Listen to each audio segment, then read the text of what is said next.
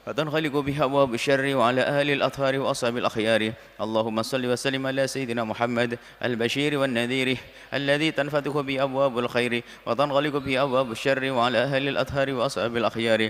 اللهم صل وسلم على سيدنا محمد البشير والنذير الذي تنفتح به أبواب الخير وتنغلق به أبواب الشر وعلى أهل الأطهار وأصحاب الأخيار. اللهم صل وسلم على سيدنا محمد البشير والنذير الذي تنفتح به أبواب الخير وتنغلق به أبواب الشر وعلى أهل الأطهار وأصحاب الأخيار. اللهم صل وسلم على سيدنا محمد البشير والنذير الذي تنفتح به أبواب الخير وتنغلق به أبواب الشر وعلى أهل الأطهار وأصحاب الأخيار. اللهم صل وسلم على سيدنا محمد الذي تنفتح به أبواب الخير وتنغلق به أبواب الشر وعلى آل الأطهار وأصحاب الأخيار. اللهم صل وسلم على سيدنا محمد البشير والنذير الذي تنفتح به أبواب الخير وتنغلق به أبواب الشر وعلى آل الأطهار وأصحاب الأخيار. لا إله إلا أنت سبحانك إني كنت من الظالمين. لا إله إلا أنت سبحانك إني كنت من الظالمين. لا إله إلا أنت سبحانك إني كنت من الظالمين. أعوذ بكلمات الله التامات من شر ما خلق. أعوذ بكلمات الله التامات من شر ما خلق. أعوذ بكلمات الله التامات من شر ما خلق. بسم الله الذي لا يضر مع اسمه شيء في الأرض ولا في السماء وهو السميع العليم. بسم الله الذي لا يضر مع اسمه شيء في الأرض ولا في السماء وهو السميع العليم. بسم الله الذي لا يضر مع اسمه شيء في الأرض ولا في السماء وهو السميع العليم. الحمد لله. سبحان الله الحمد لله ولا إله إلا الله والله أكبر. سبحان الله الحمد لله ولا إله إلا الله والله أكبر. بسم الله الرحمن الرحيم. قل هو الله أحد الله الصمد لم يلد ولم يولد ولم يكن له كفوا أحد. بسم الله الرحمن الرحيم. قل هو الله أحد الله الصمد لم يلد ولم يولد ولم يكن له كفوا أحد. بسم الله الرحمن الرحيم. قل هو الله أحد الله الصمد لم يلد ولم يولد ولم يكن له كفوا أحد. بسم الله الرحمن الرحيم. قل أعوذ برب الفلق من شر ما خلق ومن شر غاسق إذا وقب ومن شر النفاثات في العقد ومن شر حاسد إذا حسد. بسم الله الرحمن الرحيم. قل أعوذ برب الناس مالك الناس إله الناس من شر الوسواس الخناس الذي يوسوس في صدور الناس من الجنة والناس. بسم الله الرحمن الرحيم. الحمد لله رب العالمين الرحمن الرحيم مالك يوم الدين إياك نعبد وإياك نستعين اهدنا الصراط المستقيم صراط الذين أنعمت عليهم غير المغضوب عليهم ولا الضالين آمين.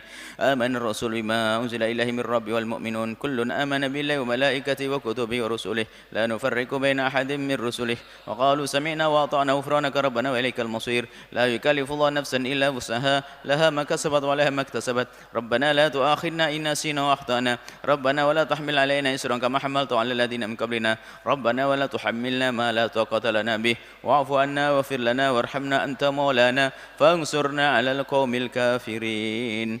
Doa sendiri-sendiri sesuai dengan keinginan dengan bahasa apapun yang kita mengerti. Allah Maha Tahu.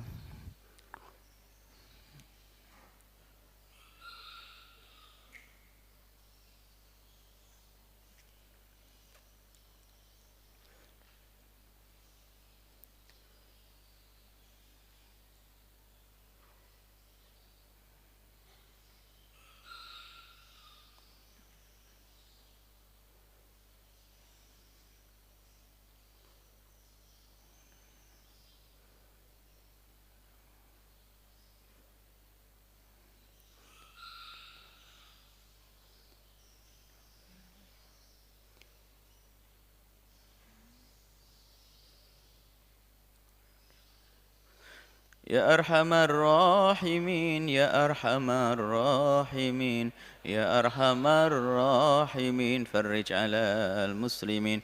يا أرحم الراحمين يا أرحم الراحمين يا أرحم الراحمين فرج على المسلمين. يا أرحم الراحمين يا أرحم الراحمين أرحم الراحمين فرج على المسلمين. بركة الفاتحة.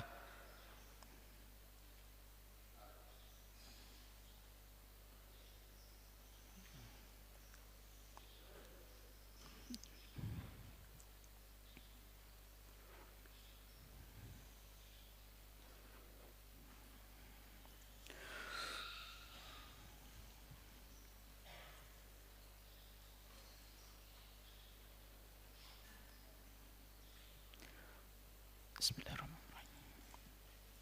Assalamualaikum warahmatullahi wabarakatuh. Alhamdulillahi nahmaduhu subhanahu wa ta'ala hamdan yuwafi ni'amahu wa yukafi'u mazidah. Ya Rabbana lakal hamdu kama yanbaghi li jalali wajhika wa 'azimi sultanika. Subhanaka la nuhsi thana'an 'alaika anta kama athnaita 'ala nafsik. Walakal hamdu walakal syukru 'ala dhalik. Allahumma salli wa sallim ala habibina sayyidina Muhammad wa ala alihi wa ashabihi wa tabi'ina lahum bi ihsanin ila yaumiddin. Allahumma ya Rabbana nas'aluka mahabbata habibika sayyidina Muhammad. Ahyina ya Rabbana ala sunnatihi wa amitna ya Rabbana ala millatihi wakhsurna ya Rabbana ma'a zumratihi wa tahta liwaihi wajma'na ya Rabbana fil jannati ma'ah innaka anta ala kulli syai'in qadir. Urzuqna ya Rabbana taubata qabla al-maut wasyahadata 'inda al-maut wal jannata ba'da al-maut. Amma ba'd. Yang sangat kami cintai para pecinta baginda Nabi, perindu-perindu Rasulullah sallallahu alaihi wasallam, alhamdulillah kita bisa melanjutkan belajar kita agar kita semakin dekat, semakin cinta kepada baginda Nabi di bawah bimbingan Al-Imam An-Nawawi rahimallahu taala dengan kitab Riyadhis Shalihinnya, yang kita masih di babu ta'kidi tahrimi malil yatimi. Qala Imam Nawawi rahimahullah ta'ala nafa'ana Allahu bihi wa bi ulumihi wa bi ulumi masyaikhihi wa talamidatihi fid dharaini amin. Qala fi babi ta'kidi tahrimi malil yatimi sampai kepada hadis, dan hanya satu hadis saja yang dibawa. Wa an Abi Hurairah, hadis diriwayatkan dari Imam Abu Hurairah radhiyallahu taala anhu, semoga Allah senantiasa memberikan keridhaan kepada beliau. An Nabi sallallahu alaihi wasallam, diriwayatkan dari baginda Nabi Muhammad sallallahu alaihi wasallam, qala, beliau baginda Nabi bersabda, ijtanibus sab'a al-mubiqati, jauhilah, hindarilah as-sab'a, 7 hal, al-mubiqati yang menjerumuskanmu, yang menghancurkanmu. Ada 7. Qalu, para sahabat Nabi bertanya, ya Rasulullah, mahun, apa itu ya Rasulullah? 7 yang kau sebutkan yang menjadikan sebab kehancuran itu apa? Qala, baginda Nabi menjawab, asyirku billahi, menyekutukan Allah, wassihru, kemudian sihir, wa qatlu nafsi allati harramallahu illa bilhaq, membunuh jiwa-jiwa yang terhormat tanpa dengan cara yang dibenarkan secara syariat, wa aklu riba, makan riba, wa aklu malil yatimi, dan makan hartanya yatim, wa tawalli yaumaz zahfi, dan mundur di saat berada di tengah peperangan, wa qadhful muhsanatil mu'minatil ghafilati, dan mengqadhf atau menuduh wanita-wanita muslimah yang baik dengan perzinaan. Kita akan rinci satu demi satu insyaallah. Asyirku billah, sebab kehancuran, kehinaan selamanya, di akhirat tidak ada keselamatan baginya. Menyekutukan Allah, meyakini adanya Tuhan selain Allah, atau meyakini ada sesuatu selain Allah yang punya kuasa seperti Allah. Dia percaya akan adanya Allah, akan tapi dia mempercayai sebuah tempat, di dalamnya katanya ada penjaganya, lalu diyakini kalau ia seperti punya kuasa seperti Tuhan. Tidak tahu namanya siapa, Nyi apa gitu, kayak Nyi Roro Kidul atau Nyi apa Nyi. Kalau diyakini sebagai makhluk namanya jin, ya biasa. Tapi kalau sudah diyakini punya kekuasaan seperti kuasa Tuhan, kuasa Allah, syirik. Atau mempercayai ada kekuatan dalam sebuah benda yang dari zatnya bukan dari kekuatan Allah. Ini meyakini di situ ada kekuatannya. Ini beda dengan orang yang membawa misalnya firman ayat-ayat suci Al-Qur'an. Yang ngambil keberkahan dari ayat Al-Qur'an yang ditulis itu berbeda. Tapi tidak benda-benda atau apapun selain Allah diyakini punya kekuatan, kekuasaan seperti kekuatan Allah. Yang seolah-olah tidak ada hubungannya dengan Allah, ini adalah syirik, menyekutukan.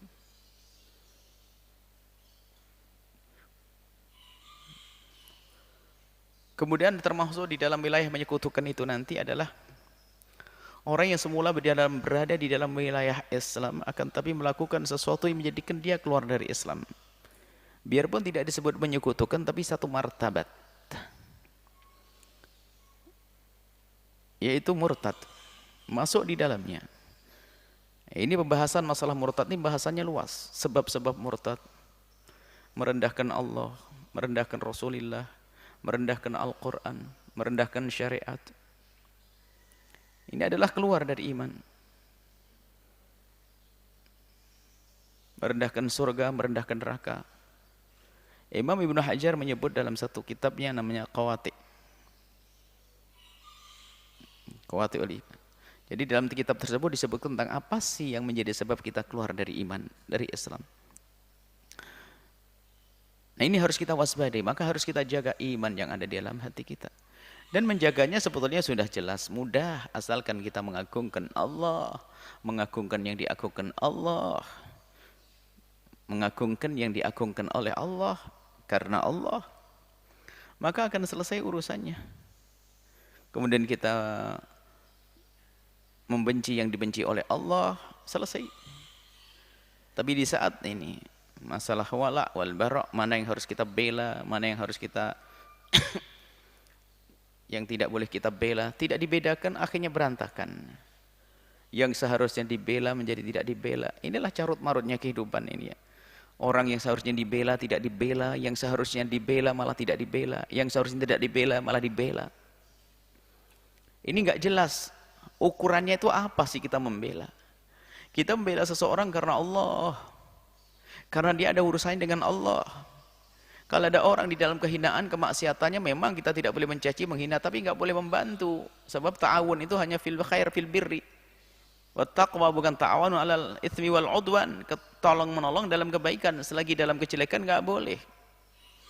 Lah inilah orang kalau tidak mengerti mana yang harus dibela dan mana yang tidak boleh dibela, rancuh. Apalagi dia seolah-olah jiwanya jiwa yang baik, lembut hati, mudah membela, enggak tegaan. Akhirnya apa? Yang seharusnya dibela tidak dibela. Yang seharusnya tidak dibela malah dibela. Ini adalah membahayakan. Itu adalah kroposnya iman, bisa saja menjadi lihat dicopotnya iman. Kalau orang syirik menyekutukan Allah, mengadakan meyakini adanya Tuhan selain Allah ada, atau ada selain Allah punya sifat seperti sifat Allah, atau mengatakan ada selain Allah punya pekerjaan seperti pekerjaan Allah, itu syirik. Maka di neraka selamanya. Ada selain orang syirik tadi orang murtad, dia adalah satu martabat nanti di neraka, satu pangkat dengan orang yang menyekutukan Allah selama-lamanya. Maka dari itu ayo kita jaga iman kita, hati-hati. Iman itu di dalam hati, hati raja dalam dirimu, yang akan menggerakkan dirimu untuk menjalankan sesuai dengan perintah hatimu. Kalau di dalam hatimu ada keimanan kepada Allah dan Rasulullah, secara otomatis yang ada di dalam anggota zahirmu pembelaan kepada Allah dan Rasulnya. Mau tidak mau itu. Karena suara hati sangat keras didengar oleh anggota tubuh. Baik. Menyekutukan Allah, naudzubillah. Dan ada lagi memang syirik tapi tidak sampai mengeluarkan dari iman, namanya syirik khafi. Syirik yang tersembunyi. Yaitu syirik khafi itu riya. Berbuat bukan karena Allah, berbuat karena manusia. Pengen disanjung oleh manusia. Dan itu sangat ditakutkan Rasulullah, inna akhwafa ma akhafu ala ummati, yang paling aku takut adalah syirkul asghar, syirik kecil.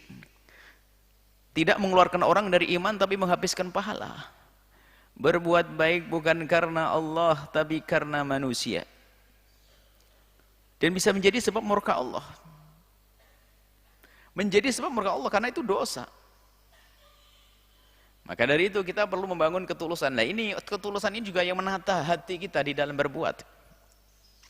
Kalau hati benar karena Allah, maka langkah kita pun akan tertata. Dalam perjuangan pun akan tertata. Yang berjuang pun tidak semuanya selamat kok. Pada zaman Nabi disebutkan neraka itu akan dinyalakan pertama kali diantaranya ya untuk orang yang menyerukan jihad di jalan Allah, mati di medan laga, tapi ternyata perjuangannya itu bukan karena Allah, tapi karena dia ingin disebut sebagai seorang pemberani dan seorang pahlawan batal. Seorang batal, seorang pahlawan. Mati di medan laga tapi di neraka jahanam. Kenapa? Dia berbuat bukan karena Allah. Satu lagi orang yang dermawan di dunia, tapi ternyata dia masuk neraka, ditanya, untuk apa kau berderma? Dia menjawab, untukmu ya Allah. Kadzibta, kau dusta. Engkau berderma hanya engkau ingin disebut sebagai orang yang dermawan. Tidak ada kegiatan sosial dimanapun kecuali dia nongol yang pertama. Masya Allah, paling banyak membantunya. Tapi lupa Allah. Dia ingin disanjung oleh manusia, maka tidak ada apa-apa. Nyala api neraka untuknya. Yang satu lagi adalah seorang yang alim, ahli Quran, memahami Al-Quran, memahami isinya, ulama. Ditanya, untuk apa kau belajar ilmu? Katanya, untukmu ya Allah. Bohong, kadzibta, kau dusta. Engkau itu semua, engkau belajar hanya engkau ingin dianggap sebagai orang yang paling alim di kampungmu, di kotamu, di negerimu, atau di dunia. Lalu diperintah, mencarilah surga kepada orang yang menyanjungmu. Gimana orang menyanjung gak bisa punya surga? Di neraka, na'udzubillah. Di antaranya tadi orang yang riya. Orang yang riya berbuat bukan karena Allah, maka ini harus kita asah, rugi dan rugi dan rugi. Ini ilmu khusus. Imam Ghazali menyebutkan dalam kitab Ihya-nya tentang bagaimana membersihkan hati dengan riya. Riya itu halus, halus sekali, sehingga orang kadang tidak sadar ternyata dirinya di dalam wilayah riya, nggak sadar. Orang memberikan nama, memberikan sebuah tempat kebaikan dengan namanya, bisa saja riya, bisa saja tidak. Sebab riya bukan di tempat itu, riya itu di dalam hati tempatnya. Makanya kita tidak boleh menilai orang dengan dohirnya dia riya atau tidak riya. Makanya jangan sok tahu tentang riyanya seseorang. Dikatakan bahasanya riya itu adalah akhfa min dabibin namlatis sauta ala sakhratis samma fi lailatil dhulma. Lebih lembut yang namanya riya itu min daripada langkah kaki. Langkah kaki. Ini langkah kaki semut hitam di bawah, di atas batu hitam di dalam kegelapan malam. Begitu halusnya. Makanya kita harus waspada, jangan mengentengin, jangan rasa sudah enggak riya lagi, hati-hati. Bisa saja habis sekali sanjungan dari manusia. Yang kita nanti-nanti berhari-hari kapan aku disanjung. Zaman ini kalau Ustadz viral. Ini viral enggak ini? Ceramah hari ini, wah ini. Oh, apa lagi? Ada di koran enggak besok nih kita ini, berita kita ini. Kita kan berjuang sekarang. Anda enggak coba lihat, beli koran semuanya. Aduh, wah. Gimana ini? Enggak disebut kita ya. Wah, disebut pejuangnya tapi kitanya enggak ada nih. Wah, ini enggak benar nih wartawannya. Wah, Allah, luar biasa. Riya. Nah, riya itu syirik halus. Maka itu mubiqat juga. Cuman bedanya kalau syirik akbar itu menjadikan dia di neraka selama-lamanya. Kalau syirik asghar itu ada batasnya, karena dia masih iman. Tapi tetap mubiqat. Sebab di situ Rasulullah menyebutkan mubiqat itu syirik, menyekutukan Allah. Dan syirik akbar, syirik akbar bisa sama. Jadi syirik asghar atau riya adalah termasuk minal kabair, dosa gede.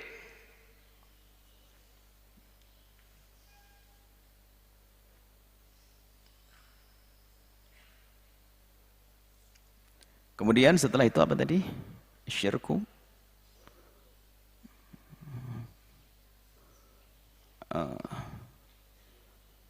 Sihru.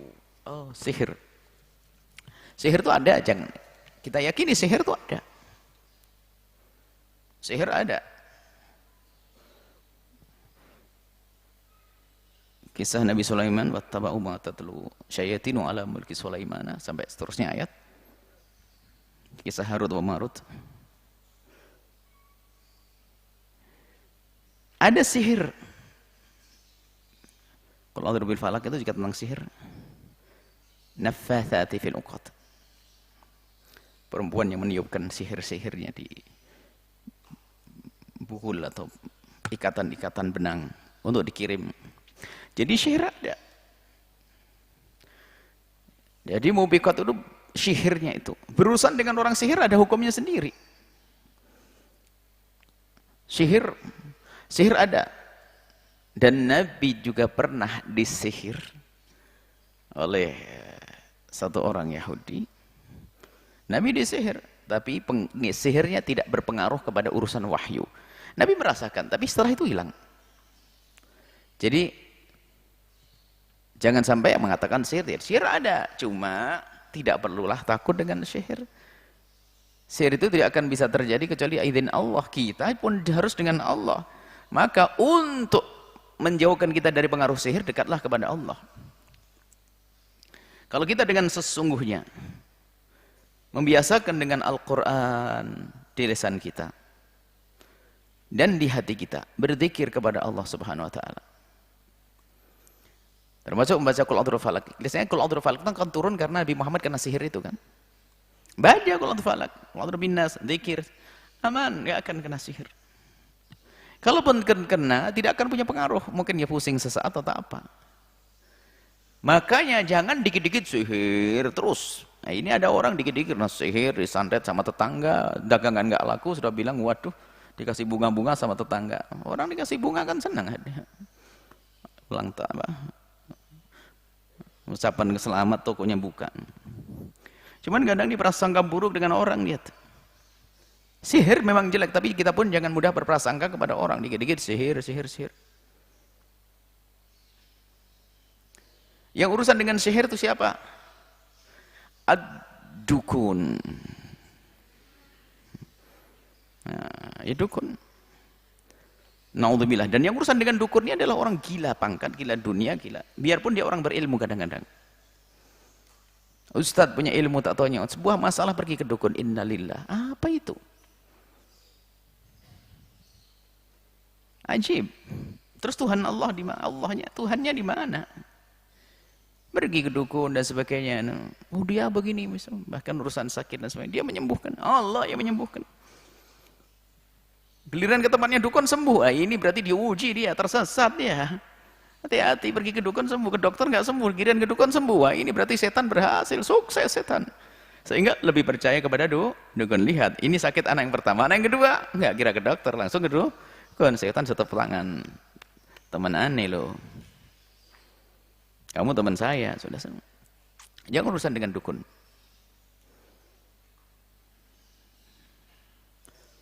Sok tahu tentang isu ramalan segala macam. Mendatangi dukun termasuk dosa. Arraf atau kuhana, arraf, man ata arrafan. Yang datang kepada dukun yang sok tahu tentang esok hari yang terjadi, ngeramal kamu begini.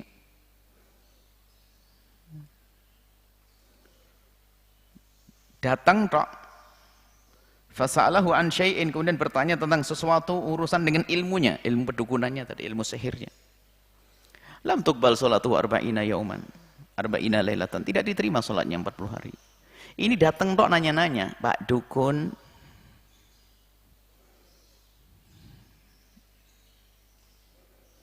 nah ini. Dan rugi ilmu semacam itu. Jadi semua ilmu itu bisa saja berubah menjadi ilmu bermanfaat kecuali ilmu sihir. Tidak ada manfaatnya. Ilmu apapun coba kalau diperhatikan, itu bisa bermanfaat. Ilmu pertanian, ilmu ini, ilmu itu, hanya ilmu sihir yang nggak berguna. Bahkan merugikan dirinya sendiri.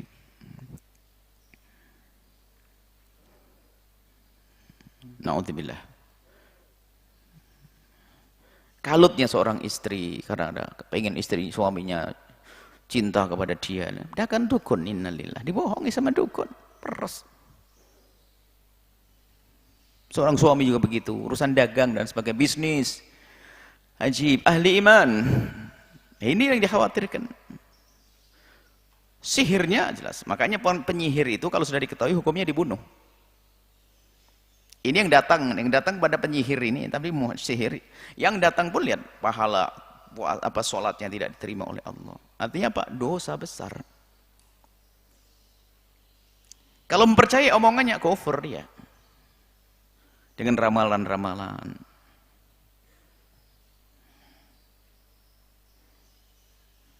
Ramalan dianggap keramat. Dia ngarang. Ada kan kasyaf keramatnya para kekasih Allah. Berkata sesuatu ternyata terjadi. Dukun ngarang. Apalagi dukun cerdas. Dia tidak harus pakai ilmu-ilmu aneh, bohong saja dia. Makanya kasyaf pun juga jangan selalu diobral, nanti jadi kayak dukun nanti. Orang kasyaf sendiri mengetahui itu kan dibukakan oleh Allah, bukan setiap orang bisa mudah kasyaf. Bahkan ada orang cerdas itu melihat sebab akibat bisa menghasilkan sebuah kesimpulan nanti akan terjadi begini dan benar, itu sah, itu bukan ilmu ramal itu.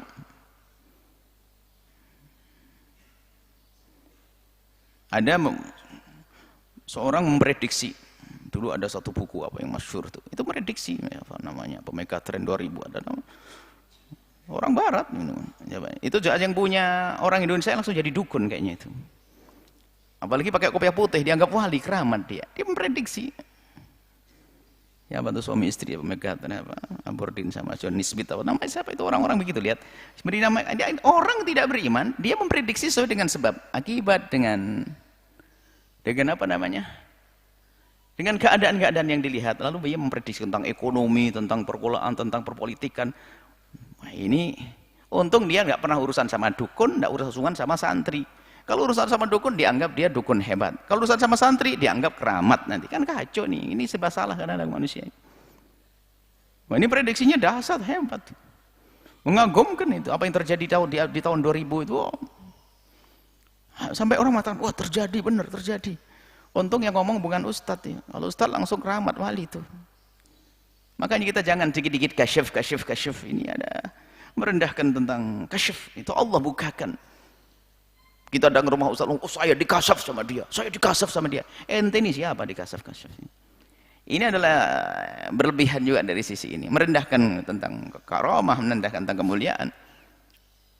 Dan orang mendapatkan kasaf, para kekasih Allah mendapatkan kasaf itu berat, karena harus melihat aibnya orang kadang-kadang. Di sisi lain perdukunan, dikit-dikit, wah dukun apalagi benar, itu ngarang. Pas saja. Oh salahnya itu 12 kali, benernya sekali itu sudah dianggap kayak, oh bener semuanya omongannya.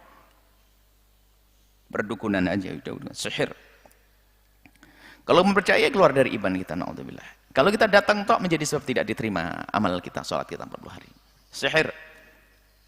Sihir itu ada ilmunya khusus dan juga kadang sihir. Apakah ada mensihir dengan ayat Al-Qur'an? Dijawab ada. Yaitu di saat menggunakan Al-Qur'an bukan untuk kebaikan, itu menjadi sihir. Membaca Al-Qur'an berulang-ulang biar orang itu mati tabrakan. Nah ini setan yang melayani. Senang, bukan Al-Quran. Al-Quran adalah untuk kebaikan semuanya. Tapi niatnya orang yang membaca ini, bisa-bisa. Baca Al-Quran, bolak-balik, ayat dibolak-balik, bolak-balik. Tapi ayatnya bukan berkah bagi dia, siksa bagi orang itu. Mantra itu dari zatnya mantra, gak ada gunanya kalimat. Cuma di saat ada iblis, syaitan, jin kafir, yang mengikuti mantra tersebut menjadi berguna, menjadi punya pengaruh. Termasuk ayat yang dibaca padahal. Hati-hati.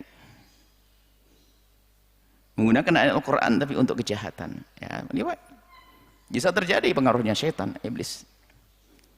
Syifa, rahmah Al-Quran itu. Bukan untuk itu. Baca Al-Quran karena rindu kepada Allah.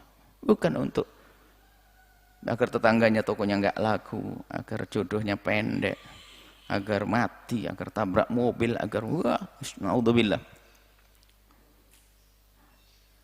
Maka sampai disebutkan ada dukun yang nyamar jadi ustadz ya begitu tuh pakai ayat-ayat tapi ilmunya perdukunan pada bahaya itu. Lihat omongannya sudah ngelantur, sok tahu ini, melihat ini. Saya telah ngobrol dengan ini, wah saya kedatangan ini. Ustadz gelarnya, Ustadz. Makanya tadi kita kasih al-dukun itu, karena ada ustadz ngaku dukun. Ada dukun ngaku ustadz. Sok tahu. Innalillah, hati-hati. Ada.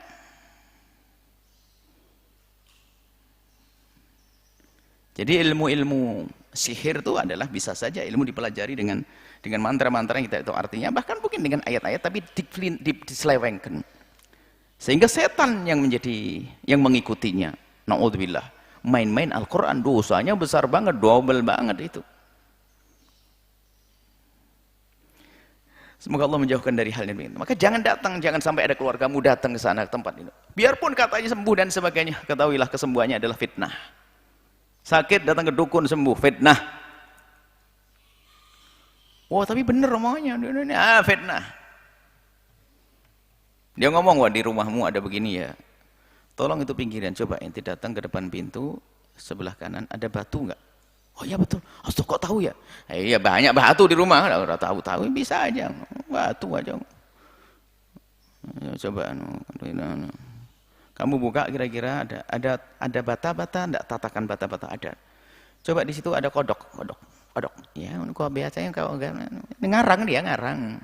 Dia ngerti, biasanya ada bata apa ya? Kodok sembunyi di bata atau ini. Ada ilmu dukun sudahlah, kamu banyak dibohongi dukun. Sebuah kisah satu orang ilmu dukun. Ustadz ngaku dukun ngaku ustadz.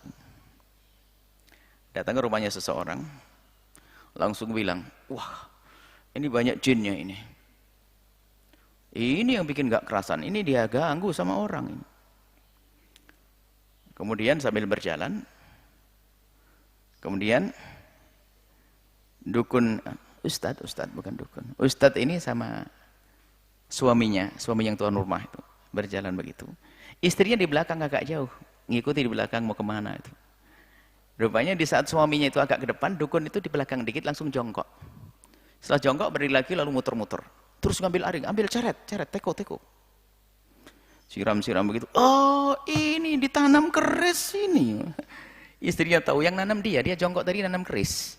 Pura-pura muter, oh ada keris ditanam di sini. Memang adalah pendusta memang. Dan dia ngaku ustadz lagi lah. Ini repot ini. Ustadz ya, astagfirullah. Makanya hati-hati dalam hal ini. Sekarang kami sampaikan, jangan bohong deh. Kalau jadi ustadz yang benar berbohong rugi di hadapan Allah. Ini kenyataannya kayak begitu tuh kisah begini nih. Ya jongkok, keris dimasukkan ke dalam tanah, pura-pura dari muter nyari, disiram, yuk kelihatan keris. Wah, buang di kuburan sana, buang di kuburan. Alah, Pak Dukun, yang letakkan keris kamu, pura-pura dikirim sama orang. Pasti yang ngirim orang jahat Pak ya, oh iya nih kamu sendiri jahat. Ini hal-hal gitu, jadi ilmu pedukunan itu banyak kebohongan, nggak usah. Tapi ada sihir itu ada memang. Tapi orang beriman nggak perlu takut dengan sihir. Oh ngajar Allah kok yang punya, orang penyihir Allah, ya Allah kok takut kita dengan Allah. Maka dari itu pangkas keraguan-raguan, jangan gampang terpengaruh kayak radar, semakin kamu mikirin semakin kena nanti. Sudahlah, saya baca dzikir yakin dengan Wirdul Latif, dengan Rotibul Haddad, dengan Wirdul Fa'ad, dengan yakin. Aman sudah, selesai. Baca Quran, sudah tidak usah pusing. Kalau ada orang mensihir kita akan sekedar berlalu. Nggak usah berlalu takut. Nah. Ngusir itu lebih mudah daripada ngusir yang hidup. Kucing itu susah, yang suka ngerusak makan, yang suka ngerusak dapur itu susah dikejar, kelihatan kucing. Kalau jin setan bacain doa pergi, sudah selesai. Jin yang tidak terlihat dengan a'udzubillahi minasyaitonir rajim baca Al-Quran dengan zikir pergi dia. Tapi jin yang kelihatan ini yang susah. Nah, itu ya, sihir. Jadi malah sihir hati-hati, jangan urusan dengan sihir sama sekali sudah. Dan banyak tertipu dengan sihir ini. Bahkan ada suatu ketika berkata, tapi setiap pesan orangnya baik sekali. Orang baik itu tidak hanya di kaum muslimin kok. Sifat baik ada di orang kafir ada. Sebelum masuk Islam dia baik. Makanya orang baik di saat kafir kalau masuk Islam sangat baik lagi. Jadi orang baik itu ada perilaku baik, watak lembut. Itu masalah watak, tapi tidak punya iman mereka. As-sihir. Setelah sihir apa? Wa qatlun nafsi allati haramallahu illa bil haqq. Membunuh jiwa yang Allah haramkan kecuali dengan yang hak. Jadi ada membunuh yang tidak boleh dibunuh adalah seorang muslim. Kemudian ahli zimmah, orang kafir yang menjadi ahli zimmah yang hidup bersama kita. Atau muahad, orang kafir yang ada perjanjian hidup bertetangga dengan kita yang baik, dengan negara. Perjanjian antara negara dengan negara hidup baik. Ada lagi musta'man, orang kafir yang masuk ke tempat kita memang minta jaminan keamanan, nggak boleh kita khianat. Yang boleh dibunuh adalah kafir harbi, orang kafir yang memusuhi kita, memusuhi Islam. Itu adalah darahnya halal dia, darahnya boleh ditumpahkan karena kurang ajar dia memusuhi. Kalau nggak musuhi ilat Islam nggak boleh. Termasuk bentuk menyusui, bentuk memusuhi. Bentuk memusuhi Islam apa? Mencaci Nabi. Nah, kalau seperti itu dia adalah menjadi harbi. Dia kurang ajar, tidak menghargai kita. Maka boleh dibunuh yang demikian itu.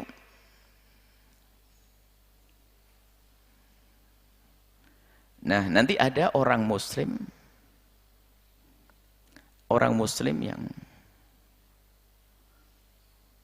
yang menjadi boleh dibunuh. Orang muslim yang boleh dibunuh. Di antaranya adalah karena qisas. Orang muslim boleh dibunuh karena qisas. Membunuh orang muslim itu dosa gede ya. Membunuh seorang muslim dosa besar. Membunuh orang kafir dhimmi yang hidup bersama kita, musuhan dengan Nabi. Nabi yang mengancam, kau musuhi dia, musuhi aku. Allah, indahnya Islam. Maka orang di luar Islam gak usah ragu deh hidup dengan kaum muslimin. Nabi nata kok kehidupan yang benar. Ada perlindungan khusus dari Nabi.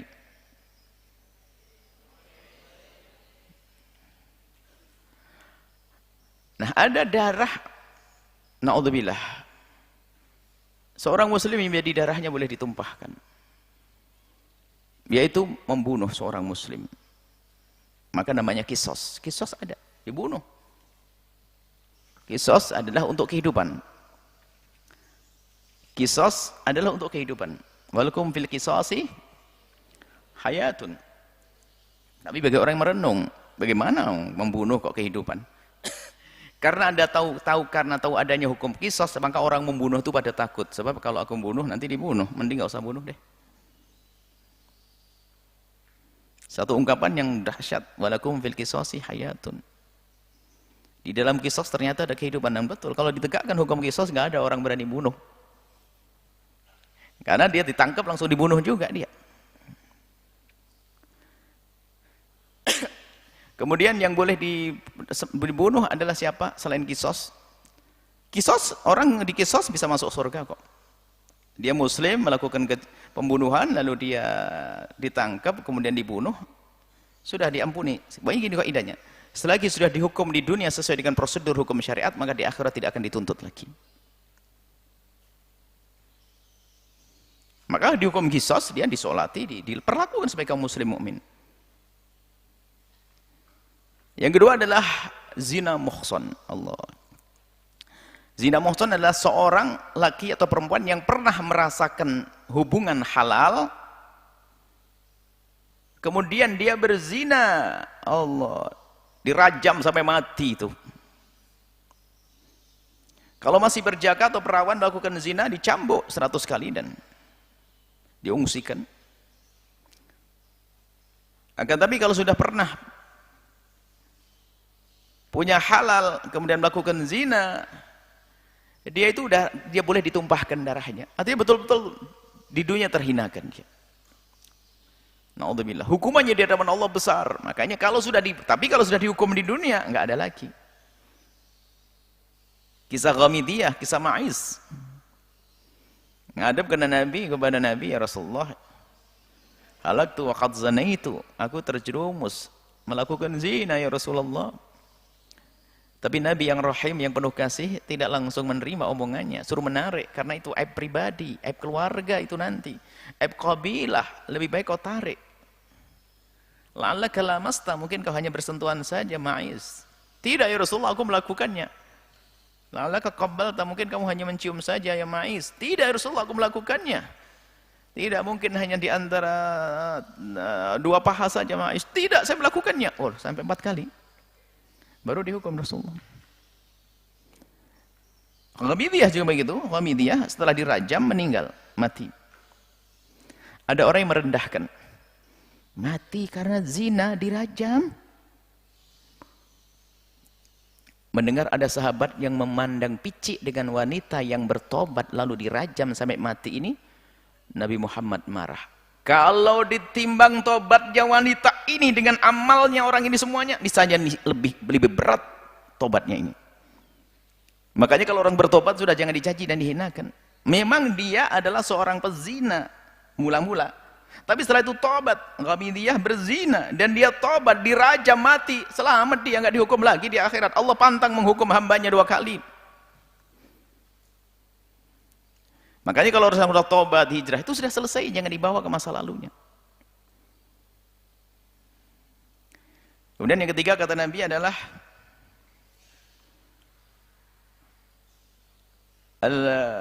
at-tariku lid-dini al-mufariq lil jama'ati. Orang yang boleh dibunuh adalah seorang muslim yang tiba-tiba murtad. Tidak terhormat, dia bunuh. Kemudian ada tambahan lagi adalah masalah sholat, meninggalkan sholat menurut mazhab Imam Ahmad bin Hanbal. Dan menurut mazhab Imam Syafi'i, kalau mazhab jumhur, kalau mengatakan sholat tidak wajib, itu sama hukumnya murtad. Kalau mazhab Imam Ahmad bin Hanbal, sholat dihukum bunuh, tapi tidak dihukumi sebagai seorang murtad. Nah artinya kita harus hati-hati, jangan sampai kita membunuh seseorang, baik secara langsung atau tidak langsung. Kalau membunuh secara tidak langsung, dosa sama syarik, kongsi dalam dosa. Sampai digambarkan, ada di timur sana ada orang mengatakan uk, di baratnya mengatakan tul, atau di timur orang mengatakan bu, di barat nuh, kemudian di tengah-tengah langsung membunuh. Ini yang di barat dan timur yang ngomong bunuh, itu lalu orang melakukan pembunuhan, sama dosanya. Makanya hati-hati, jangan sampai kita punya ungkapan yang menjadikan orang terbunuh. Kita akan ikut andil di dalam pembunuhannya dan kita akan mendapatkan dosa.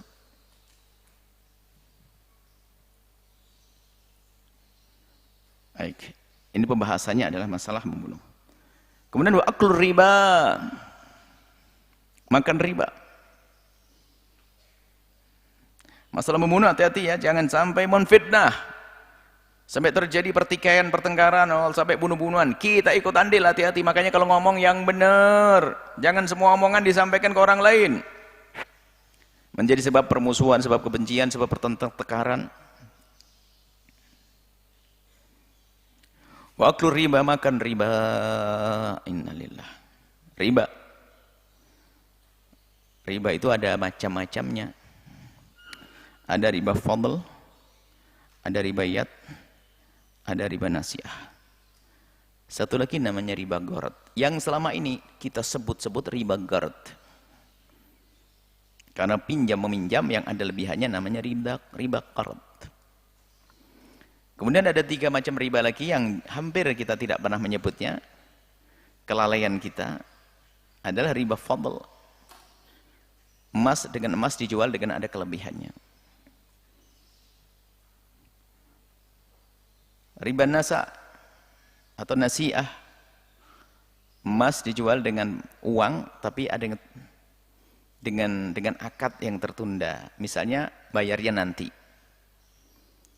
Ya aku beli deh tapi bayarnya nanti. Jadi dalam transaksi itu disebut tempo, nanti. Kemudian ada riba yad. Riba yad itu adalah jual beli emas akan tapi tidak langsung diserah terimakan. Ini emasnya, ini aku ambil uangnya. Ini riba. Makanya nanti insya Allah kalau tidak salah riba ini setelah bab ini ada riba. Kita jelaskan pertemuan yang akan datang riba secara panjang lebar. Betul. Setelah ini ada bab riba. Jadi kesimpulannya, riba itu tidak semuanya harus merugikan loh ya. Sebab yang jelas riba itu melanggar Allah. Melanggar Allah. Riba. Jadi tidak semua riba itu merugikan. Oh, cuman 0,%. Nah, itu sudah riba, jangan bilang merugikan. Orangnya nyaman aja kok. Nah, ada urusan itu. Bahkan nanti ada riba fadl tidak merugikan. Misalnya ada beras jelek 2 kilo, ditukar dijual dengan beras baik 1 kilo. Riba. Biarpun nilainya sama secara uang. Nah, bisa riba jatuhnya. Sama pedagang emas. Bos lagi lewat melihat emas bagus. Wah, emasnya bagus banget buat istri saya. Ya bos. Tapi saya lagi nggak bawa duit. Nggak apa bos, gampang bos. Yang penting ini ambil barangnya, duitnya nanti lah ini. Barangnya diambil, duitnya nanti, riba. Padahal bosnya dapat duit, dapat emas bagus untuk istrinya. Penjualnya juga laku karena bosnya banyak duit, nggak mungkin bohong. Dibayar esok, riba. Jadi jangan dianggap riba itu selalu merugikan. Makanya sebagian orang mengatakan, wah kalau 0, berapa sih nggak sampai riba. Yang haram kan adhafa mudha'afa. Ini masalah mafhumnya di keblinger bablasan, nggak ngerti mafhum barangkali kan di dalam urusan. Ini, jadi riba tidak harus dirugikan. Riba dosa besar. Insya Allah kita jelaskan pada pertanyaan. Nah ini kita babnya. Wa aklu malil yatimi. Riba insya Allah esok hari atau pertemuan yang akan datang, riba kita bahas dengan panjang lebar. Wa aklu malil yatimi. Ini permasalahan apa? Mahallus syahidnya atau poinnya ya ini kan babnya makan hartanya anak yatim. Cuman Imam Nawawi seperti biasa mengambil hadis seutuhnya kadang, kemudian salah satunya permasalahannya adalah ada sangkut pautnya dengan pembahasannya yang dibahas saat ini, yaitu wa aklu malil yatimi, makan hartanya anak yatim. Innalillah. Hati-hati anak yatim. Panjang lebar sudah kita bahas pada pertemuan yang lalu. Ini hanya kita mengambil hadisnya saja. Anak yatim tolong hati-hati, jangan zalim pada anak yatim. Jangan berani zalim pada anak yatim. Ketahuilah Allah bisa saja menyatimkan anak kita di hari ini juga. Yang ngurusi anak yatim. Waspada, jangan seenaknya, jangan anak yatim hanya dijadikan alat untuk cari uang. Sebab anak yatim memang mengundang orang untuk bisa ternyuh. Menjadikan orang ternyuh sehingga mudah bagi orang untuk mendengar anak yatim membantu. Tapi kadang anak yatim hanya jadikan alat untuk mengayakan diri. Na'udzubillah, ini orang ahli neraka berjalan di atas bumi itu. Orang jaga anak yatim itu dengan Allah. Disayang Allah, dicintai oleh Allah, dan dekat dengan baginda Nabi sampai dikatakan kahataini. Orang yang menyantuni anak yatim kahataini. Kemudian disebutkan ayat innal ladzina ya'kuluna amwalal yatama dzulman innama ya'kuluna fi butunihim nar. Nanti di akhirat itu orang yang makan hartanya anak yatim itu kalau berjalan di padang mahsyar itu keluar mulut api. Kepanasan dia. Dari matanya keluar api, telinga api. Semua orang tahu kalau ini adalah suka makan hartanya anak yatim. Allah. Tak tanya siapa dia? Ibunya. Ibunya makan harta anaknya yang yatim. Saudaranya yang rebut harta adiknya yang yatim. Masya Allah. Ustadz lagi, na'udzubillah. Oh. Ustadz kok begitu mulutnya? Ya, saya trader. Adik saya sia-siakan. Adik saya tidak saya sekolahkan, harta yang saya ambil. Sebab kalau adik saya pintar nanti adik saya jadi kiai di sini. Saya nggak bisa jadi kiai, nanti rugi saya. Wah ini kacau. Ngiri sama adiknya.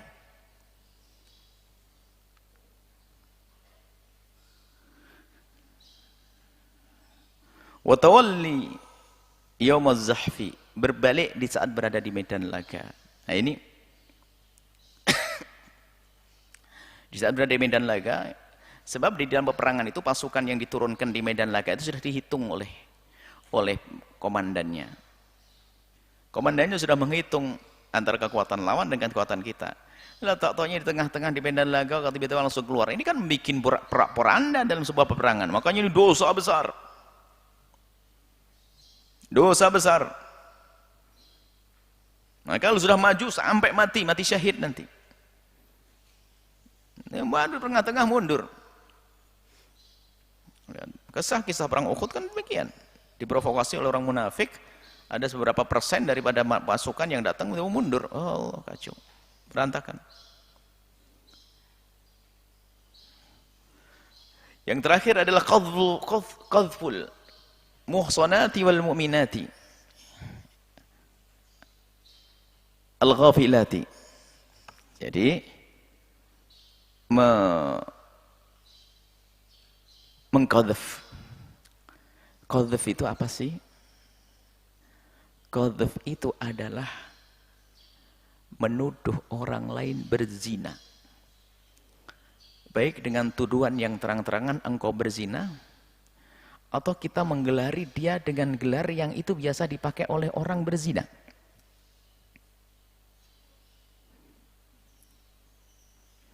Itu sama masuk qadhaf. Misalnya seseorang mengatakan ada seorang perempuan, kau berzina. Wah, ini kau pelacur. Menuduh orang berzina. Na'udzubillah. Oh, dosa besar ini. Kadang orang tidak peduli. Kalau ada orang misalnya, seandainya kita berdua melihat orang berzina. Kita melihat dengan mata kita. Karena kita adalah termasuk penggerak, ikut pergerakan amar ma'ruf nahi mungkar. Wah, betul, lihat. Di sebuah gubuk ada orang berzina, kita buka jendelanya, kelihatan orang berzina. Kita berdua lapor ke hakim, Pak Hakim, ada apa? Lapor nih, negeri ini sudah nggak benar nih. Ada apa? Saya melihat orang berzina di mana? Di gubuk itu. Siapa orangnya? Ini. Akhirnya Pak Hakim bertanya, siapa yang melihat? Saya. Sama-sama lagi. Ini berdua. Ada lagi? Enggak ada. Oh, kalau memang hanya cuma berdua, kamu yang dicambuk. Laporan perzinahan harus 4 saksi, nggak boleh 2. Kok begitu? Iya. Hati-hati. Padahal benar yang lihat, nggak bisa begitu. Cuman kadang sekarang hanya sekedar fitnah. Ada orang memfitnah seorang laki-laki, seorang ini, kadang-kadang seorang ustadz difitnah melakukan dengan perempuan. Dulu ada, Allah yarham, sudah meninggal seorang ustadz, difitnah katanya dengan seorang perempuan zina. Na'udzubillah. Walaupun fitnahnya tidak tahu jadi apa hari ini. Kadang seorang ustadz juga begitu dikatakan fitnah, kita langsung percaya, nggak boleh begitu, nyebar lagi sudah percaya. Kita melihat saja nggak bisa, kita langsung. Kalau kita amar ma'ruf, mungkin kita mendekati assalamualaikum pada ustadz tersebut, bertanya apakah betul. Kalau seseorang, saudara kita, tangga kita, ini begitu mudah nyebar berita perzinaan. Hari ini lihat, isu. Hati-hati. Kalau niatnya betul-betul niatkan kebencian dan kedengkian, dia tidak akan mati kecuali dihinakan oleh Allah. Lihat. Orang yang menuduh orang lain berzina, hati-hati dia. Menuduh orang yang berzina. Sampai ada keterangan dia tidak akan mati kecuali dia dihinakan dengan bentuk yang serupa. Na'udzubillah. Na'udzubillah, na'udzubillah. Orang sudah kepleset zina nggak bisa menahan dia. Tiba-tiba berzina dia, hina dia. Biarpun mula-mula di lingkungan kebaikan, lingkungan kemuliaan. Akan terhinakan dia. Makanya jangan berani-berani menuduh orang lain berzina. Dan zina harus ditutup. Karena apa? Kalau zina sudah menjadi kebiasaan, rusak negeri ini.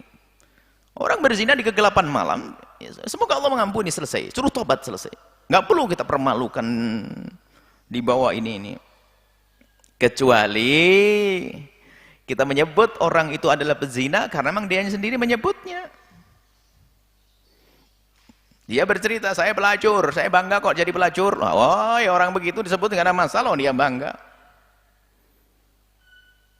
Tapi kalau orang yang pelacur sesungguhnya, kalau dia melacur juga kadang sembunyi, pulang ke kampungnya juga malu dan sebagainya, nggak perlu kita ekspos dia pelacur.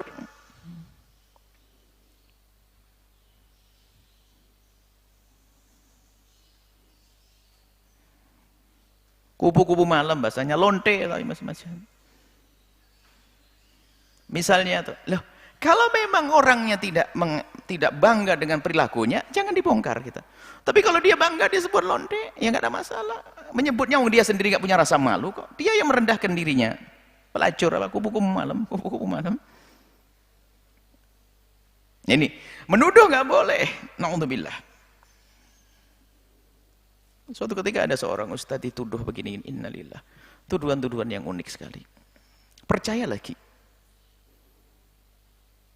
Bahkan suatu ketika ada seorang yang subhanallah, dia mencintai kami. Akan tapi memang hatinya tidak biasa belajar hati yang baik. Datang ke kami, duduk di sini. Menyebut salah satu tokoh ya begitu. Iya, dia padahal baik orangnya, cuman sayang ya. Sayang apa? Dia kan punya skandal perempuan. Astagfirullahaladzim. Dari mana kau tahu? Kan berita yang pikir, berita itu banyak bohong. Kamu ini orang beriman, percaya begitu.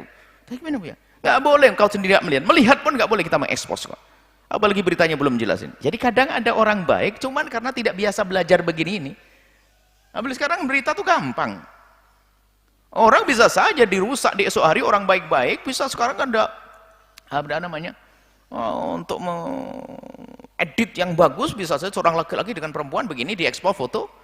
Orang awam yang ngerti apa ya, iya bener, yang nggak punya ilmu ini, ilmu hari ini. Oh betul tuh, betul.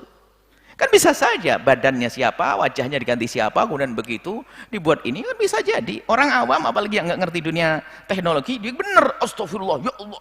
Nah, makanya Islam sudah membatasi. Dengan mata kalau perzinaan, film tidak dianggap.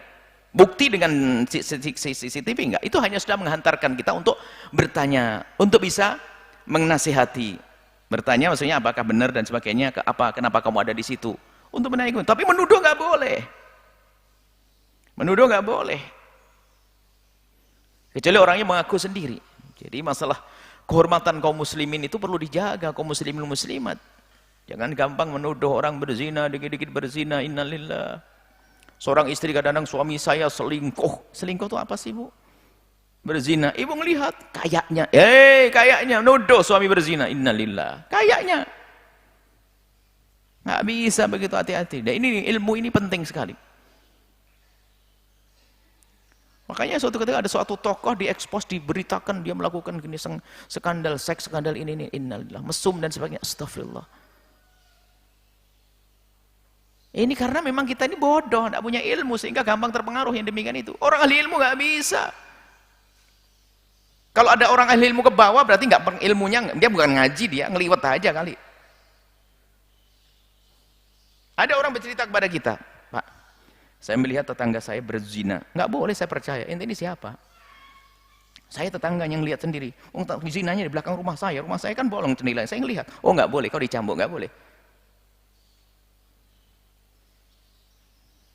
Lalu gimana amar ma'ruf nahi munkar bunyinya? Lah kalau amar ma'ruf nahi munkar itu adalah selagi itu penyakit tersembunyi, caranya juga halus, bukan langsung terang-terangan, bukan dipergoki begitu, bukan. Itu kan zina terselubung. Zina di dalam rumah, tersembunyi, dinasihati.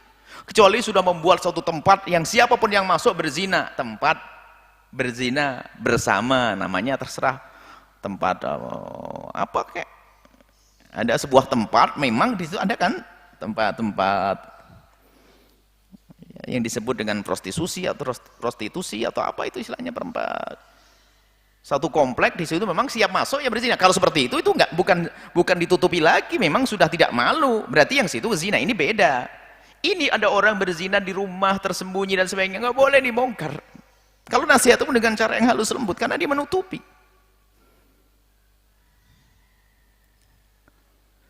Orang berzina sedangkan dia masih malu dengan perzinaannya, insya Allah akan tobat. Yang repot itu tidak pernah malu dengan perzinaannya, Masya Allah.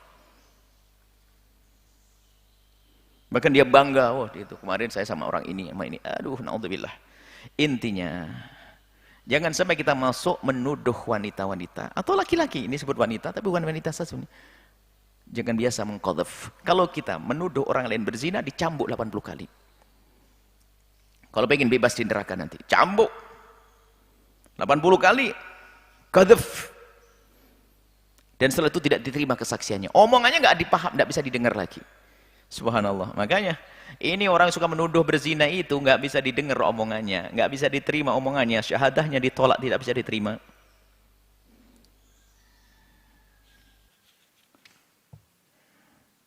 Muttafaqun alaih, hadis diriwayatkan Imam Bukhari dan Muslim. Al-mubiqat, al-muhlikat. Al-muhlikat. Nah, al-mubiqat adalah segala atau hal-hal yang menjadikan orang itu hancur. Jadi menyekutukan Allah, sihir, membunuh, kemudian makan riba, makan hartanya anak yatim, keluar dari barisan perang, dan juga menuduh wanita-wanita melakukan perzinaan. Termasuk di dalamnya bukan sekedar wanita, siapapun. Maka nggak boleh kita menuduh berzina. Naudzubillah. Semoga Allah menjauhkan daripada mubiqat ini. Wallahu a'lam bishawab. Baik, syukur keseruan kami haturkan kepada guru kita tercinta Buya Yahya. Mudah-mudahan apa yang beliau sampaikan dapat menjadi ilmu yang bermanfaat bagi kita semua dan dapat kita amalkan dalam kehidupan kita sehari-hari. Amin ya rabbal alamin. Baik para hadirin pemirsa Al-Bahjah TV dan pendengar setia radioku dimanapun Anda berada, selanjutnya kita memasuki sesi tanya jawab dan seperti biasa kami informasikan kepada para pemirsa dan pendengar yang ingin bertanya langsung kepada Buya bisa bertanya dengan melalui telepon dengan menghubungi nomor interaktif 0823 4071 3338. Kami ulangi 0823 4071 3338. Baik, sambil menunggu penelpon yang masuk, kita akan bacakan beberapa pertanyaan yang telah masuk melalui sosial media. Untuk pertanyaan pertama datangnya dari hamba Allah. Assalamualaikum Buya. Waalaikumsalam warahmatullahi wabarakatuh. Akhir-akhir ini sedang ada upaya mengembalikan istilah-istilah kasar ke ruang publik dengan tujuan mempertegas efek jera Buya. Contohnya seperti koruptor diganti menjadi maling. Tunasusila diganti, mohon maaf ya, diganti menjadi lonte. Dan paranormal diganti menjadi dukun dan seterusnya Buya. Bagaimana pendapat Buya mengenai hal ini? Apakah ini adalah hal yang bijak Buya? Baik.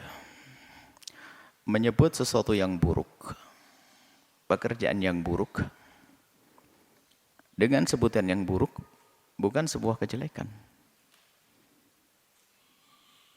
Menyebut sesuatu yang buruk, dengan sifat yang buruk, bukan sebuah kesalahan. Kalau memang namanya seperti itu. Kalau memang namanya seperti itu. Dan nggak ada yang menganggap itu sebuah kesalahan. Mohon maaf, yang kita buang dari diri kita namanya air kencing. Ya sudahlah. Menyebut kencing bukan suatu aib. Karena memang namanya itu. Kotoran, segala yang buruk disebut buruk. Bukan sebuah yang salah. Memang namanya itu.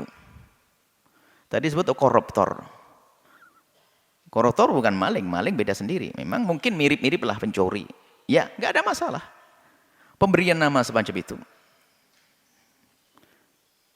Mungkin bagi orang yang tidak ngerti koruptor itu dipikir sama kontraktor. Wah, pakai tortornya. Tidak ngerti orang kampung, nggak ngerti istilah koruptor, ya dianggap baik-baik. Perlu dikatain maling gitu, sah-sah aja. Jadi pemberian nama-nama semacam itu nggak. Seperti apa tadi satunya? Lonte. Ya ada apa pasal, memang namanya seperti itu. Kalimat lonte sudah biasa disebut. Bahkan mungkin orang pernah ada lagu-lagu namanya lonte segala macam. Nggak ada masalah kok. Cuman kita cuma mengenal keanehan di akhir-akhir ini di saat ada orang mengucapkan lonte seolah-olah itu penghinaan dengan kaum lonte. Enggak. Coba ada kan pernah dengar lagu lonte, enggak tahu apa istilah lagu lenda. Ada lagu lonte, lagu judulnya lonte, enggak ada yang grebek loh. Orang buat lagu namanya lonte. Punya orang ada lagu namanya lonte. Coba buat nama lagu lonte ada enggak? Ada lagu lonte banyak, ada lonte.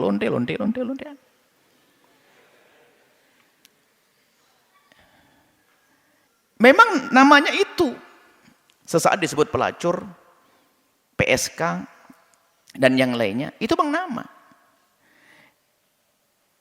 Jadi memberi nama dengan namanya sesuatu yang tidak baik, dengan nama yang tidak baik, itu memang semestinya pakai seperti itu. Riba itu sudah kembali riba, gak usah pakai kalimat yang indah. Bunga atau si cantik yang gak berguna, tambahan bahaya. Bunga, ya enggak, riba sudah. Enggak ada masalah sebetulnya. Nah, yang jadi masalah apa sih?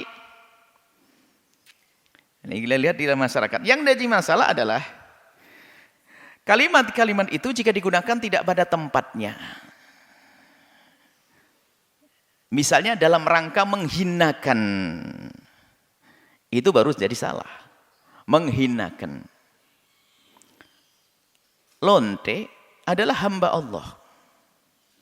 Pencuri, maling adalah hamba Allah. Pelacur hamba Allah. Coba jika kalau membawa kalimat tersebut, tujuan saya benar, nggak ada yang marah. Misalnya kami berkata, semoga lonte-lonte yang ada di sini, di kota ini diberi petunjuk oleh Allah, lalu menjadi wanita solehah, dimuliakan. Mana ada yang marah dengan kalimat lonte?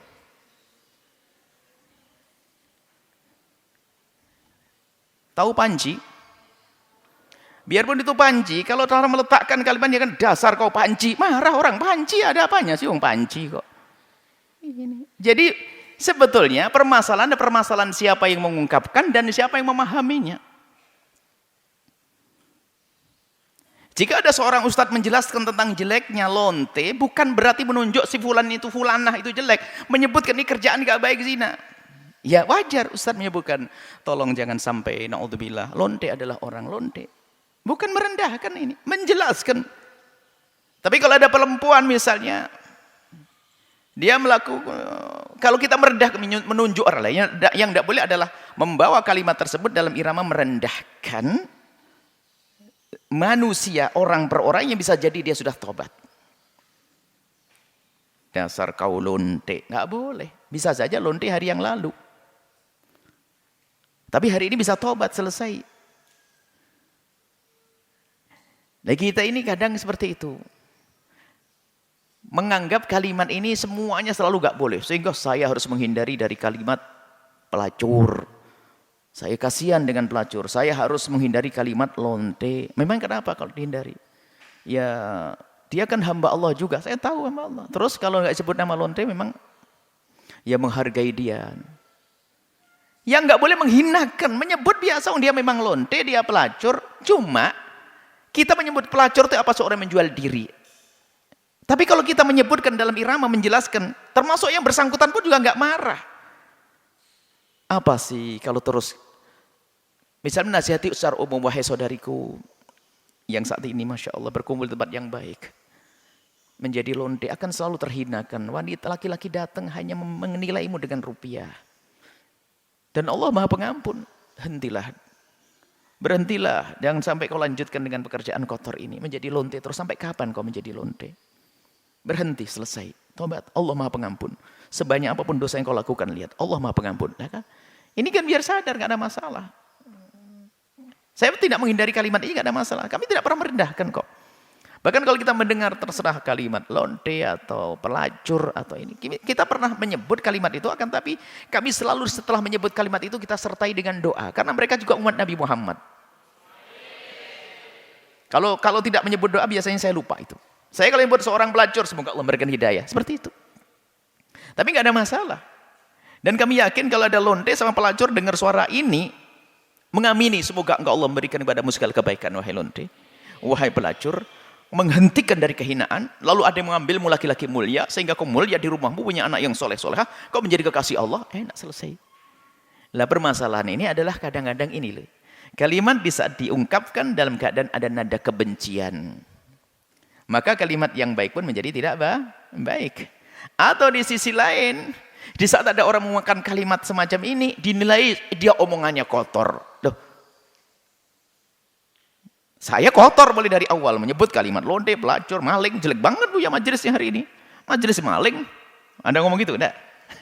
Di luar dia ini majelis maling hari ini, majelis lonte, majelis pelacur, majelis apa tadi? Koruptor. Kita tidak menyebut koruptor, jangan mendoakan semoga Allah memberikan hidayah. Jadi maksud kami wajar ya. Kalau pekerjaan bukan orang ya, kita tidak menunjuk si A lonte, si A pelacur, si B, enggak. Pekerjaan, dan di kamus bahasa Indonesia juga ada itu kayaknya. Coba lihat. Tadi saya sebut lagu-lagu, ada lagu-lagu lonte-lonte, enggak digerebek kok penyanyinya, enggak ada, biasa kok.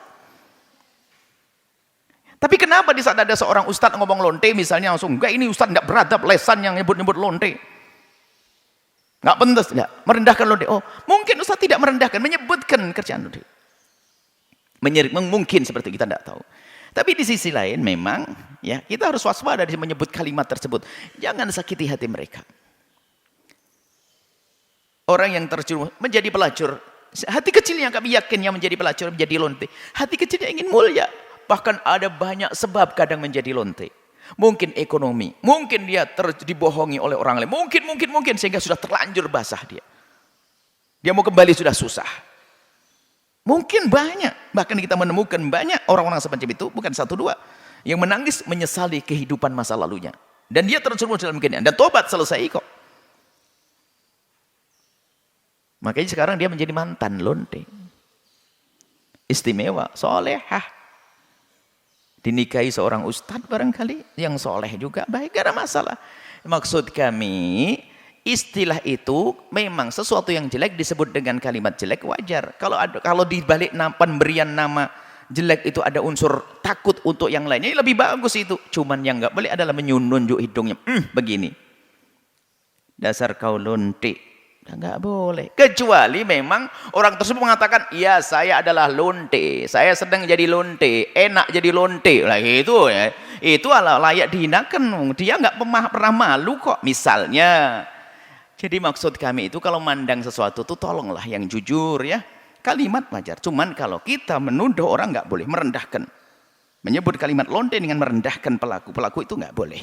Mereka adalah hamba Allah yang bisa saja tobat di esok hari menjadi wanita mulia. Semoga saudari-saudariku yang diuji oleh Allah dengan kehinaan, perzinahan, terserah namanya lonte atau pelacur, kalian adalah hamba Allah. Tinggalkan gelar itu.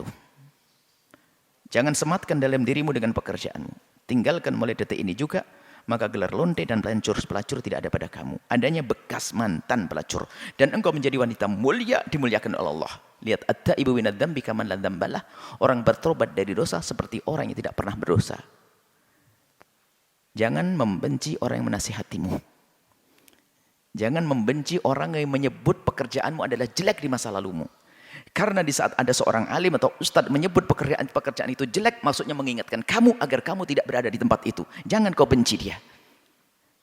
Semoga Allah memberikan hidayah kepadamu. Wahai adik-adikku semuanya, putri-putri yang diuji dengan kehinaan zina, semoga Allah mengampuni dosamu, muliakan kamu. Ini risalah khusus untuk para lonte, pelacur, dan yang lainnya. Nuhibbukum fillah, kami cintai kalian semua karena Allah. Kerinduan kami adalah siapapun akan diampuni oleh Allah. Dosa macam-macam. Ada dosa melacur, ada dosa makan riba, ada dosa berjudi, ada dosa membunuh. Ada dosa macam-macam. Tapi ketahuilah, banyak orang bertobat dari membunuh juga ada, bertobat dari riba banyak, bertobat dari judi banyak, bertobat dari pelacur juga ada, termasuk Anda. Anda lonte, pelacur, dan mendengar suara kami, lalu Anda Anda ingin kembali, tutup aib itu, hijrah, pindah ke kampung yang lain sampai tidak ada yang tahu kalau Anda adalah mantan lonte. Selesai. Anda tidak marah kan waktu saya nyebut Anda lonte dan pelacur? Karena saya mendoakan Anda. Ini. Jadi sebetulnya sederhana. Jangan sampai hal begini jadi permusuhan. Ini si fulan mengatakan lonte merendahkan. Ini enggak mau nyebut lonte. Jadi seolah-olah ini enggak, biasa saja. Wajar saja, enggak ada masalah. Semuanya adalah dikembalikan pada niat di saat mengucapkannya. Semoga Allah mengampuni semuanya.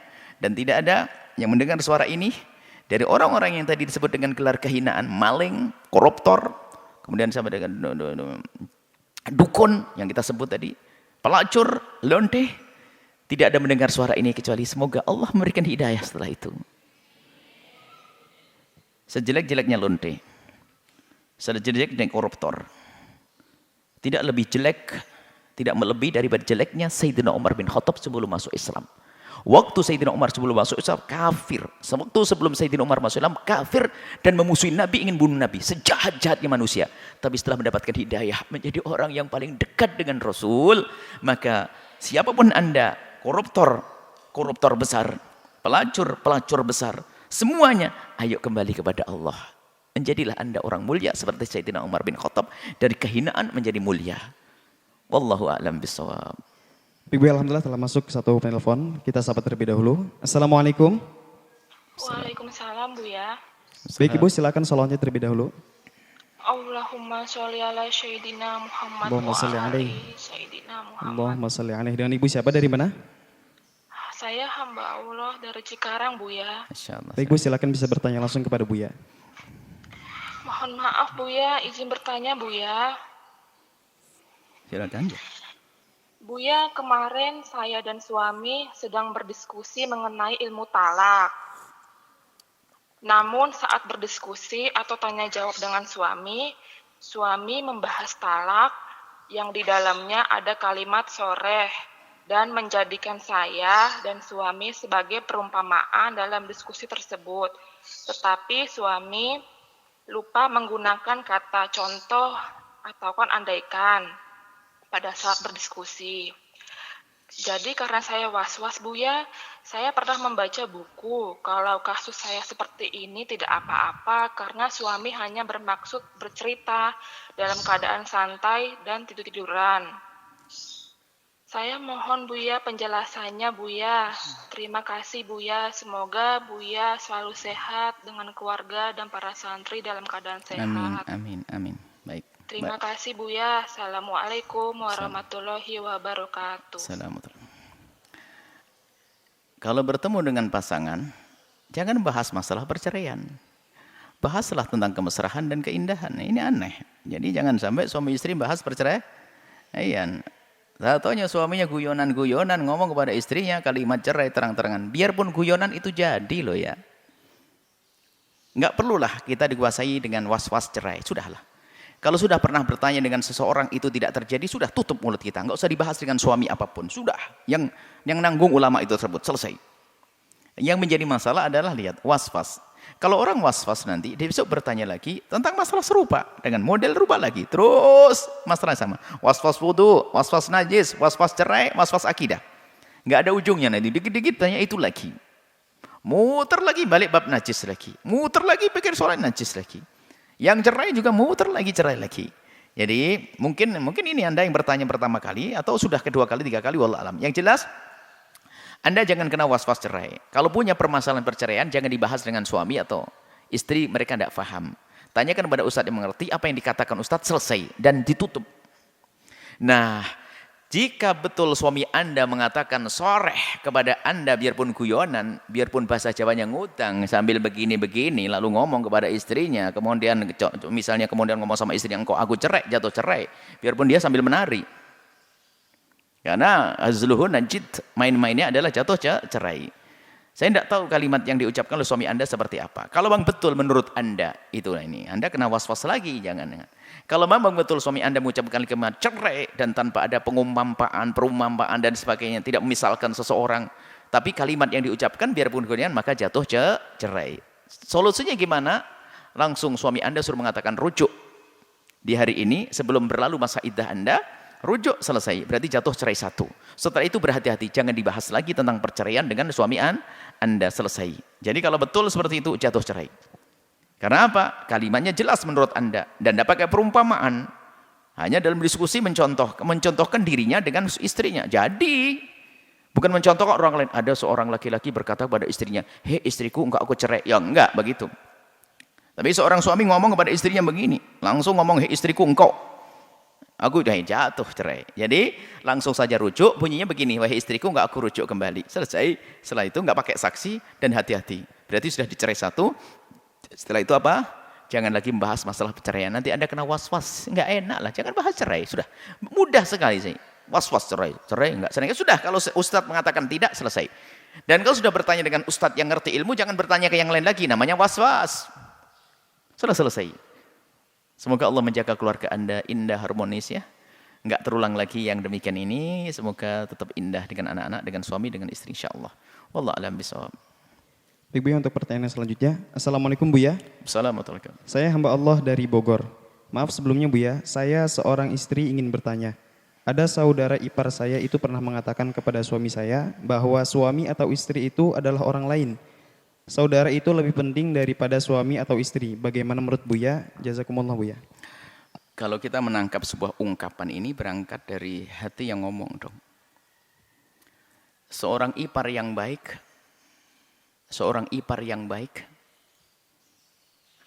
tidak akan mengucapkan kalimat semacam itu. Kalau saya punya abang laki-laki, kalau saya orang baik, saya tidak akan berkata kepada abang saya begini, bang, saudara lebih perlu didahulukan daripada istri loh bang. Enggak perlu saya ngomong gitu. Justru kalau saya saudara baik, akan berkata, bang, istrimu adalah tanggung jawabmu. Kau ambil dengan atas nama Allah. Urusan saya enggak apa-apa nomor 2. Memang kalau ada lebih, saya tadi ngomong ke abang, kalau ada sesuatu bang mungkin ada lebih untuk saya perlu, saya punya hajat. Tapi tetap nomor 1 adalah istrimu. Itu ipar yang baik. Anda seorang istri, suami abang saya. Biar gampang saja. Istri abang saya. Saya kalau saya itu ipar yang baik, nggak akan, bang, saudara lebih penting. Istri mah orang lain, aslinya orang lain. Dicerai pun bubar. Kalau saudara kan nggak akan putus sampai kemana. Saya itu busuk hati saya. Kenapa saya meracuni saudara saya dengan istrinya agar tidak peduli? Kok jelek banget saya? Justru saya akan ngomong, wahai saudaraku, istrimu. Bahkan dalam urutan nafkah pun, nafkah, istri didahulukan daripada orang tua dan saudaranya. Kenapa? Istri aslinya orang luar, tapi telah diambil dengan cara yang khusus. Akad dengan mitsaq khalid, dengan perjanjian yang agung di hadapan Allah, maka dia harus dihargai, dihormati. Menjadi satu setelah itu. Nggak bisa direndahkan setelah itu. Ini adalah omongan fitnah seperti itu. Kalau ada ipar ngomong begitu, dia pun fitnah. Satu. Atau sebetulnya hanya nasihat saja, mungkin istrinya memang nggak benar. Jika itu adalah Anda, mungkin Anda kurang baik. Mungkin. Sehingga ipar Anda itu sebetulnya hanya mengingatkan. Mungkin apa? Jika itu Anda, semoga ini bukan Anda. Anggap saja Anda, tadi saya buat contoh. Anda menikah dengan abang saya. Anda menikah dengan abang saya. Berarti saya ipar Anda. Kalau saya ipar yang baik, saya akan selalu nasihati abang saya untuk baik-baik dengan Anda. Bukan meracuni. Tapi bisa saja saya ngomong, bang, saya adik loh bang. Sampai kapanpun tidak akan pisah bang. Kalau istri bisa saja terpisah. Oh itu mungkin ada sebab. Sebabnya apa? Mungkin Anda ini nggak baik. Ngelarang abang, ngelarang suami komunikasi dengan saya. Ngelarang ini. Berarti saya akhirnya menjadi marah. Lalu saya berkata, bang, saya adikmu bang. Ayah kita sama. Ibu kita sama. Masa gara-gara seorang istri saja langsung berubah begitu? Saya tidak akan pisah sampai kapanpun bang. Tapi kalau istri dengan percayaan bisa, oh ini benar karena istrinya nggak benar. Jadi tolong dilihat ini permasalahannya kayak apa sih? Jadi tidak bisa saya menghukumi mana yang salah. Yang jelas kalau saya dalam keadaan normal, kok ngomong kepada abang saya dengan bahasa begitu, saya meracuni dia. Nah seperti itu.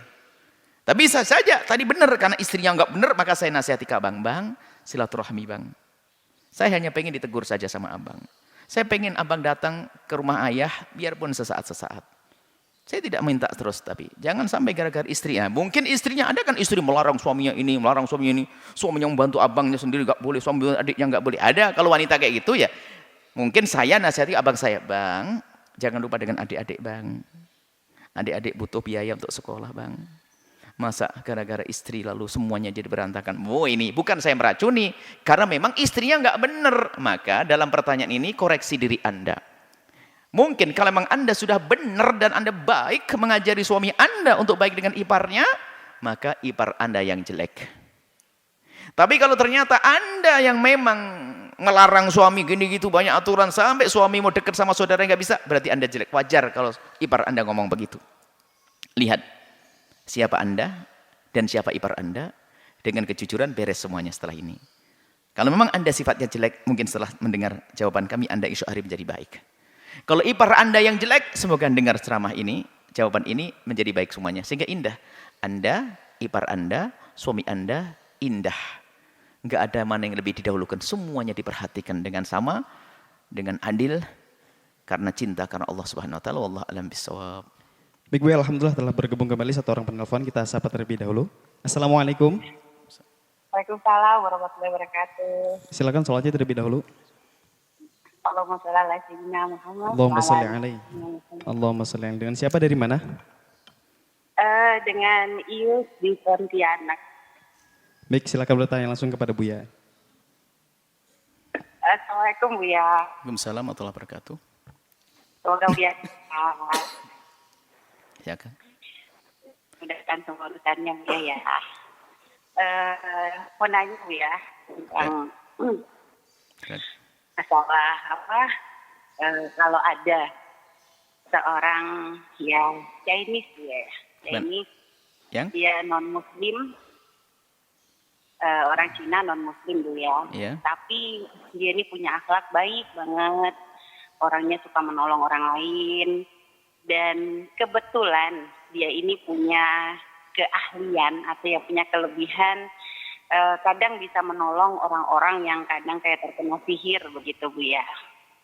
Hanya memang uniknya dia ini katanya pernah berguru kepada seorang kiai dan dikasih amalan itu adalah untuk memperbanyak membaca sholawat kepada Nabi Muhammad. Dan dia mengamalkan hal itu Bu ya. Dan seringkali dalam mengobati setiap hari itu harus dibaca. Dan ketika mengobati orang ya dengan membaca sholawat. Sehingga dan kalau menolong orang pun Bu ya, yang kadang terkena sihir atau ya hal-hal yang seperti itu, dia nggak pernah minta bayaran, dia nggak pernah, kadang bahkan nggak ketemu dengan orangnya, hanya kadang ya lewat foto, terus nanti minta nama, udah gitu nanti dia ngobatin gitu Bu ya, dan tidak pernah nanya biaya berapa, juga nggak pernah pengen tahu kenalan atau gimana. Intinya memang kalau dari karakter dia suka nolong gitu Bu ya. Nah, kalau ada seorang muslim gitu Bu ya, berobat dengan orang yang seperti itu, apakah diperkenankan? Itu Bu ya. Ini saja pertanyaannya, mohon doanya Bu ya untuk saya dan keluarga semuanya. Terima kasih. Assalamualaikum warahmatullahi wabarakatuh. Assalamualaikum warahmatullahi wabarakatuh. Jadi gini, tadi kita bahas masalah bab sihir. Ada orang menjadikan kalam Allah, Quran pun menjadi sihir, yaitu di saat dibaca untuk niat jahat. Tapi ini kebalikan, seorang non-muslim, seorang Cina yang dia tidak muslim, pernah mendapatkan ijazah dari seorang muslim untuk membaca sholawat. Nah, kemudian dia kalau ngobati orang pakai sholawat. Bagaimana? Bolehkah kita datang kepada orang tersebut? Jawabannya sama. Karena apa? Dia tidak meyakini tentang Nabi Muhammad, tidak ada. Jadi bacaan sholawat bagi dia tidak beda dengan urusan mantra dan yang lainnya. Jadi dia punya keyakinan. Adapun kesembuhan bisa saja kok. Dukun itu kan dengan kebohongan kadang dikasih kesembuhan. Jadi kita tetap tidak boleh berurusan dengan yang demikian itu. Suruh masuk Islam dulu, baru nanti kita datangi.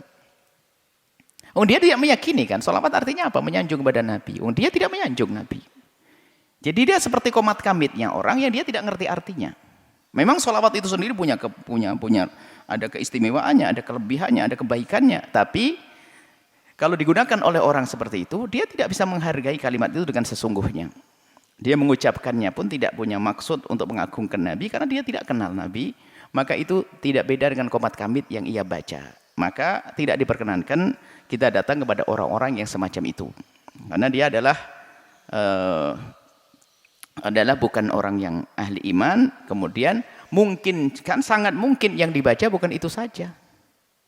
Mungkin ada yang lainnya. Kalau ada seorang kiai mengijazahi kepada dia, barangkali sifatnya umum. Dia datang bersama orang, mungkin dia sopirnya seorang ustadz, dikasih ijazah, dia ikut ngamalkannya. Maka kita tidak boleh datang kepada orang tersebut untuk berobat yang sifatnya ada bacaan-bacaan semacam itu. Justru kalau seandainya dia memberikan pengobatan atas dasar ramuan-ramuan, mengatakan ini dari akar ini, oh itu boleh. Karena nggak usah pakai bacaan-bacaan. Nggak usah pakai bacaan. Karena bacaan dia biarpun itu sholawat, kita yang mengagung ke sholat. Nah, mestinya begini seorang muslim mukmin. Ini orang kafir saja membaca sholawat bisa sembuh, kenapa kita tidak yakin? Baca sendiri dong.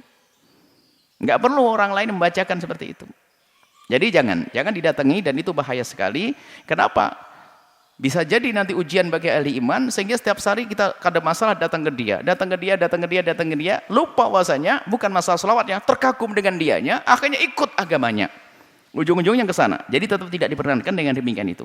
Kalau menghargai dia, menghormati dia, memang kita diperintahkan untuk menghormati sesama. Tapi di saat kita mempercayai bacaan-bacaan yang baca, biarpun itu adalah kalimat-kalimat itu, kalau dia bukan seorang muslim, kalau dia seorang muslim, dia tidak meyakini kalimat itu kalimat. Dan dia tidak meyakini bahwasanya Tuhan Allah yang memberikan kesembuhan kok. Biarpun yang dibahas, mungkin dia mempercayai Tuhannya, coba. Berarti dia tetap dengan bacaan sholawat, dia minta kepada Tuhannya. Kalau dia punya Tuhan selain Allah. Dia bacaan itu hanya karena dia meyakini bacaan. Seperti halnya orang kita mungkin ngerti bahasa Arab, kita ngerti bahasa Jawa. Tiba-tiba datang seorang dukun dikasih mantra, saya tidak ngerti artinya. Dibaca dengan serius, kenceng. Padahal saya tidak tahu artinya. Padahal artinya mungkin hanya makan nasi yang kenyang, makan nasi yang kenyang. Mungkin artinya begitu. Cuma karena saya meyakini, diikuti oleh setan, sembuh orang, saya doain. Tapi karena sampai seorang mukmin di saat saya membaca sebuah doa, saya meyakini Allah. Kalau orang punya Tuhan, meyakini Tuhan selain Allah, baca apapun, yang diminta juga bukan Allah. Yang diminta bukan Allah, jadi nggak boleh. Coba, kamu minta kepada siapa sih Pak? Tanyakan coba. Allah? Enggak, saya punya Tuhan sendiri di gunung sana. Bisa jadi begitu, jadi nggak boleh. Jangan dibuka hal-hal ini benar. Itu namanya ujian bagi ahli iman. Tiba-tiba datang ke sana berbondong-bondong, nggak boleh. Jangan datang kepada orang-orang seperti itu. Kalau dia orang baik, alhamdulillah atas kebaikannya. Kita beri kebaikan. Kita beri hadiah, kita ini, kita sambut, datang ke rumah kita, kita hargai. Nggak ada masalah. Cuman kalau kita percaya urusan pengobatannya dengan cara itu nggak boleh. Karena dia punya Tuhan selain Allah. Menurut dia. Jadi doa apapun yang dibaca, biar kata-kata doa Allah mahdini fiman hadait. Ya. Oh, dia nggak ngerti maknanya kok. Dia minta kepada Tuhannya. Allahumma ya Allah. Bukan Allah Tuhannya. Bagaimana kita akan mengatakan kita boleh? Jangan dirubah, biarpun dibaca sholawat, biar dibaca Al-Quran, tapi kalau dia mengakui Tuhan selain Allah, yang diminta pasti bukan Allah. Kalau dia meyakini Allah kan bersyahadat nanti selesai. Seperti itu. Wallahu a'lam bissawab. Baik, Bu, untuk pertanyaan yang selanjutnya. Assalamualaikum, Bu ya. Assalamualaikum. Saya hamba Allah dari Jepara mau bertanya, Bu ya. Saya sering dibully, Bu ya, karena saya jelek. Saya selalu malu ketika saya bertemu dengan orang lain dan saya sering iri kepada orang yang lebih tampan dibandingkan saya, Bu ya. Bagaimana caranya agar saya tidak dibully lagi dan bagaimana cara menghilangkan rasa malu saya, Bu ya? Dan juga bagaimana cara menghilangkan rasa iri saya kepada orang yang lebih tampan dibandingkan saya, Bu ya? Terima kasih, Bu ya. Jadi Anda merasa jelek bukan karena Anda jelek, berangkat dari ngirinya Anda. Ngiri adalah sifat yang tidak baik di hati. Sifat benci kepada sesama. Sifat ngirimu itulah yang menjadikan dirimu semakin jelek. Ngiri. Padahal dia sudah kaya, ngelihat orang lain kaya seolah-olah dia terus ngiri. Jadi yang menjadikan Anda semakin terpuruk karena sifat hati Anda yang busuk. Padahal semua orang ini normal. Semua orang sejelek apapun kalau ngaca dia merasa kayak paling ganteng sudah. Nggak ada dia lalu membandingkan. Dia melihat, kalaupun lihat semuanya modelnya jelek, pasti ada bagian yang menarik bagi dia. Itu semuanya. Jadi sebetulnya ngirinya itu bukan karena hati kita ini kotor. Kalau hati kotor, sehingga apa? Muncullah Anda membenci orang yang lebih ganteng dari Anda.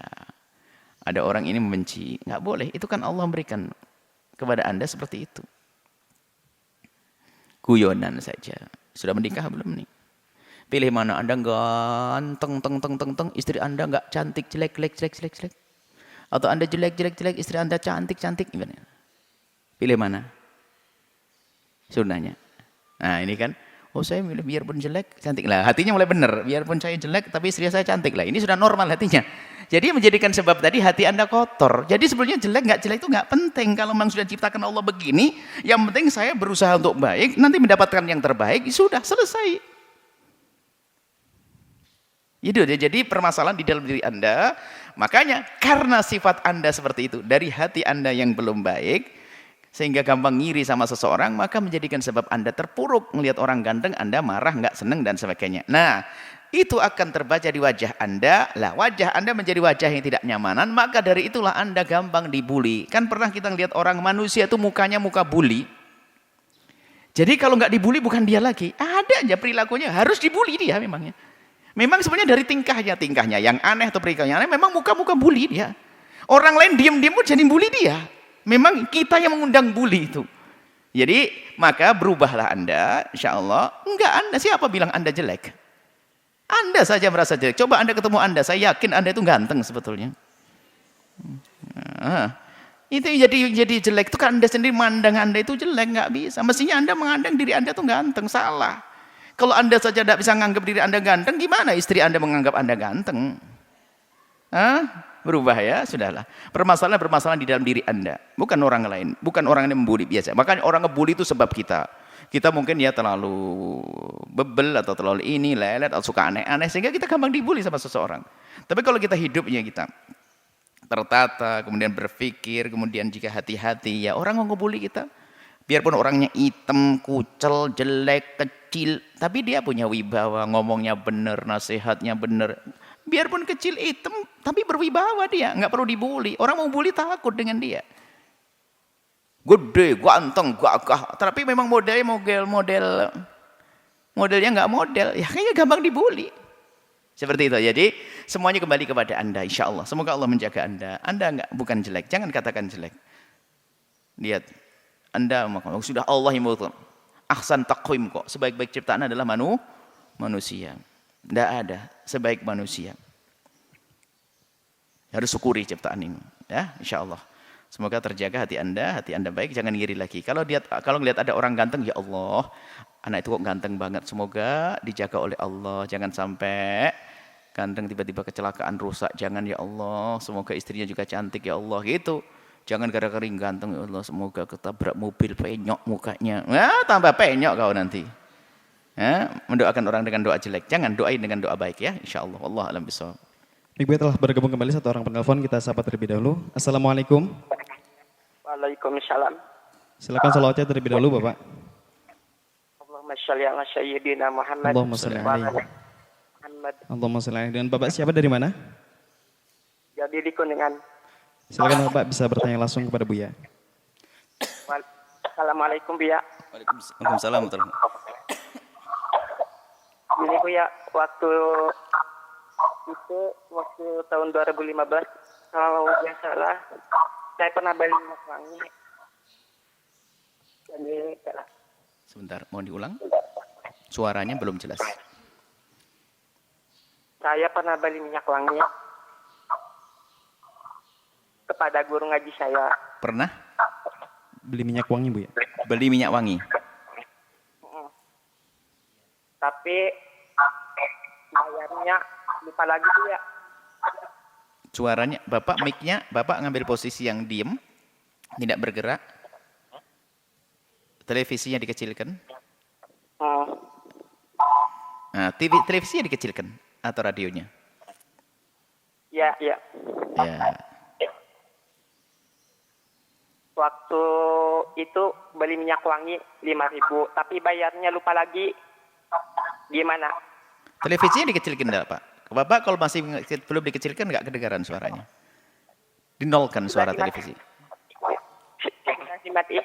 Mati ya, baik. Gimana? Waktu itu pernah beli minyak wangi. Ya. 5.000 harganya. 5 buah. Waktu tahun 2015 kalau nggak salah. Terus saya lupa lagi bayarnya. Gimana Bu ya? Oh. Baik. Apakah saya harus bayar lagi? Yes, cukup. Terus kalau harus bayar, gimana cara bayarnya? Diintakin ke masjid atau Orangnya di mana? Yang jual minyak wangi di mana? guru ngaji saya? Tapi Oh. guru ngaji saya sudah cerai Bu ya. Baik. Sudah, ya. Bentar. Guru ngaji saya sudah cerai. Terus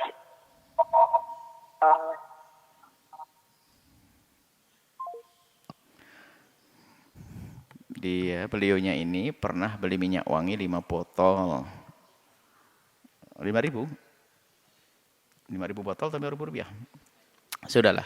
Pokoknya pernah beli minyak wangi, kemudian belum dibayar. Gimana? Ya dibayar, wajib dibayar. Orang ngambil barang harus dibayar. Bayarnya kemana? Orangnya masih ada kepada orangnya. Tidak boleh dibayarkan ke tempat lain. Bayarkan ke orangnya. Titipkan, kirimkan amplop, selesai. Jadi bayarkan, wajib bayar. Dan orang harus merasa takut semuanya dengan seperti itu. Kalau kita pernah mengambil barangnya seseorang, harus kita bayar. Harus kita kembalikan. Kalau tidak, dosa itu. Haram mengambil orang lain, haknya orang lain. InsyaAllah ya.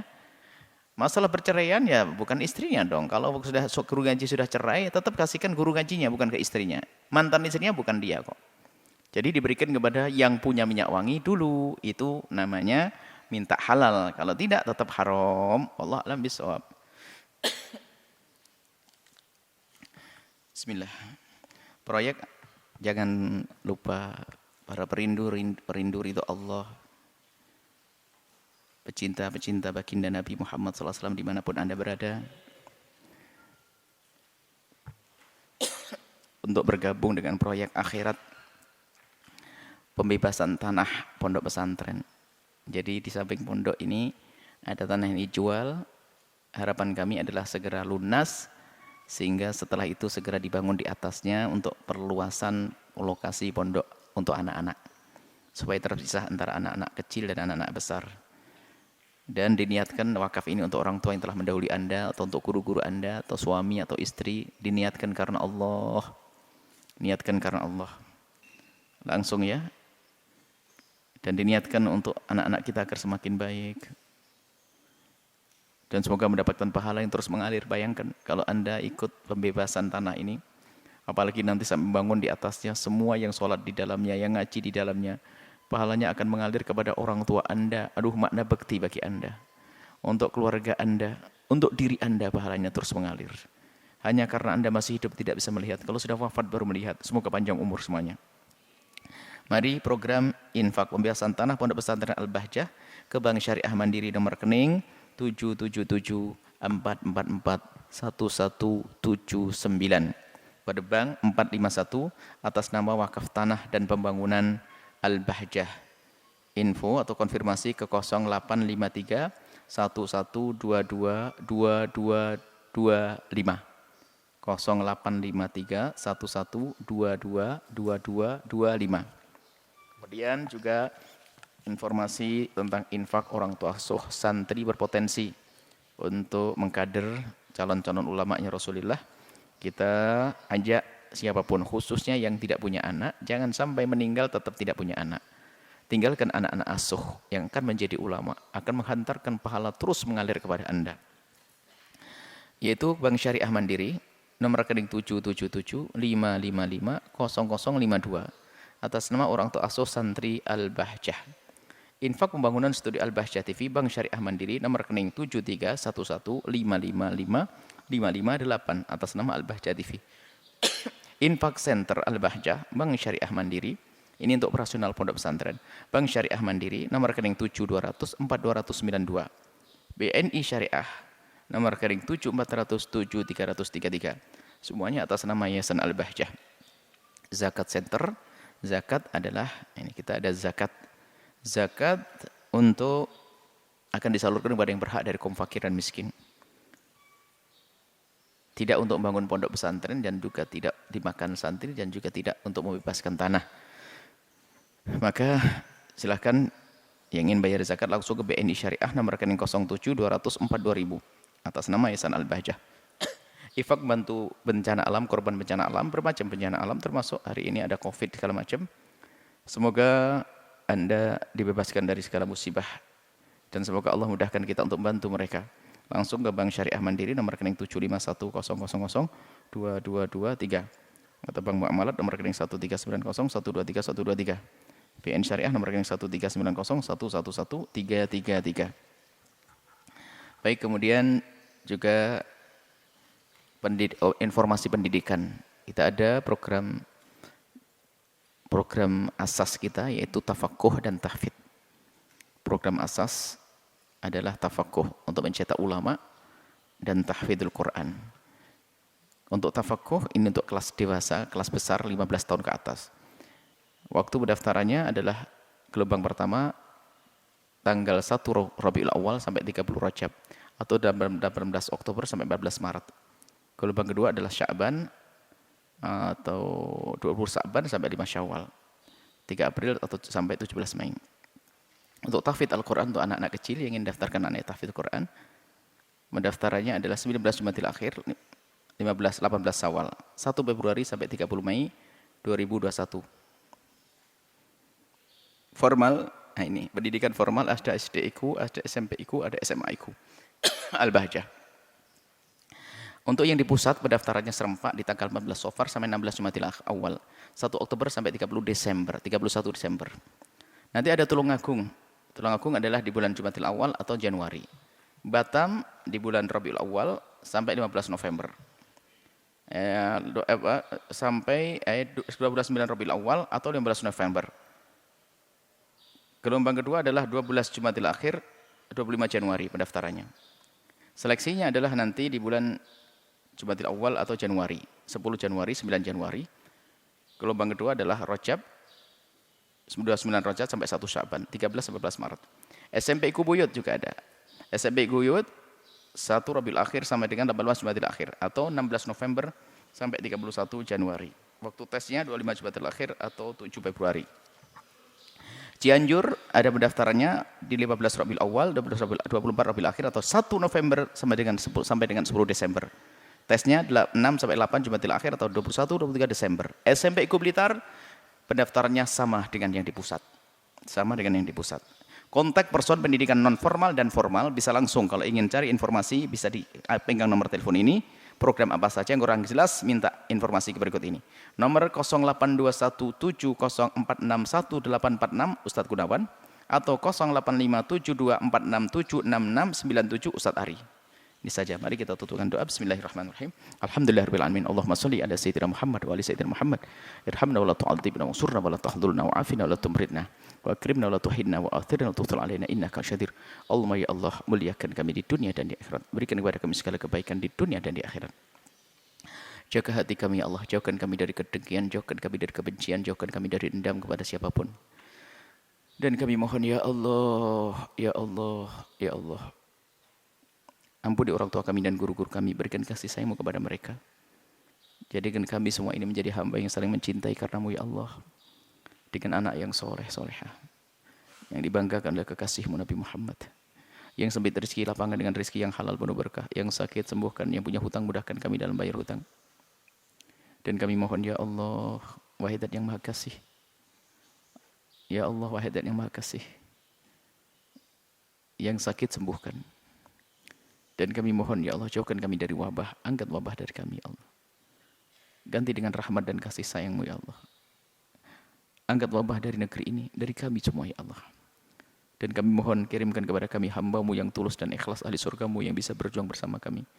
Dan jadikan kami bersama mereka, jangan tinggalkan kami. Berikan kepada semua yang telah berjuang bersama kami ketulusan dan keikhlasan ya Allah. Kembalikan dengan segala kebaikan untuk diri mereka, keluarga mereka, di dunia dan di akhirat. Dan kami mohon ya Allah, berikan pengampunan kepada siapapun yang bersalah dari kami. Ya Allah, sejelek apapun kami, sebanyak apapun kesalahan kami, sebesar apapun dosa kami, pengampunan-Mu lebih agung, ampuni kami ya Allah. Dan jika ada hamba-hamba-Mu yang tersakiti hatinya oleh kalimat-kalimat kami, lembutkan hatinya. Jadikan hatinya ridho kepada kami, jangan Kau jadikan hatinya marah kepada kami ya Allah. Kami tidak ingin merendahkan siapapun, tidak ingin menyakiti siapapun, tapi kami hamba-Mu yang lemah ini ya Allah. Kadang-kadang mengucapkan kalimat yang menyakitkan. Ya Allah, siapapun yang tersakiti hatinya oleh kalimat kami, berikan segala kebaikan ya Allah. Panjangkan umur kami dalam ketaatan serta sehat walafiat. Berikan kepada kami semua husnul khotimah. Mati dalam keadaan iman. Dan kami mohon ya Allah, jadikanlah ucapan kami di akhir hayat kami kelak. Saat Engkau hendak mencabut nyawa kami ingin saat itu ya Allah, hati dan lidah kami mampu mengucapkan kalimat agung dan mulia. La ilaha illallah Muhammadur Rasulullah. La ilaha illallah Muhammadur Rasulullah. La ilaha illallah Muhammadur Rasulullah sallallahu alaihi wasallam. Rabbana atina fid dunya hasanah wa fil akhirati hasanah wa qina adzabannar. Wa sallallahu ala sayyidina Muhammadin wa ala alihi washabihi wasallam. Alhamdulillahirabbil alamin. Kita baca doa karam. Bismillahirrahmanirrahim. La ilaha illallah al-azimul halimu. La ilaha illallah Rabbul arshil azimi. La ilaha illallah Rabbus samawati wa Rabbul ardi wa Rabbul arshil karimi. Allahumma inni a'udzubika minal barasi wal jununi wal judhami wa min sayyi'il asqami. Al-Fatihah.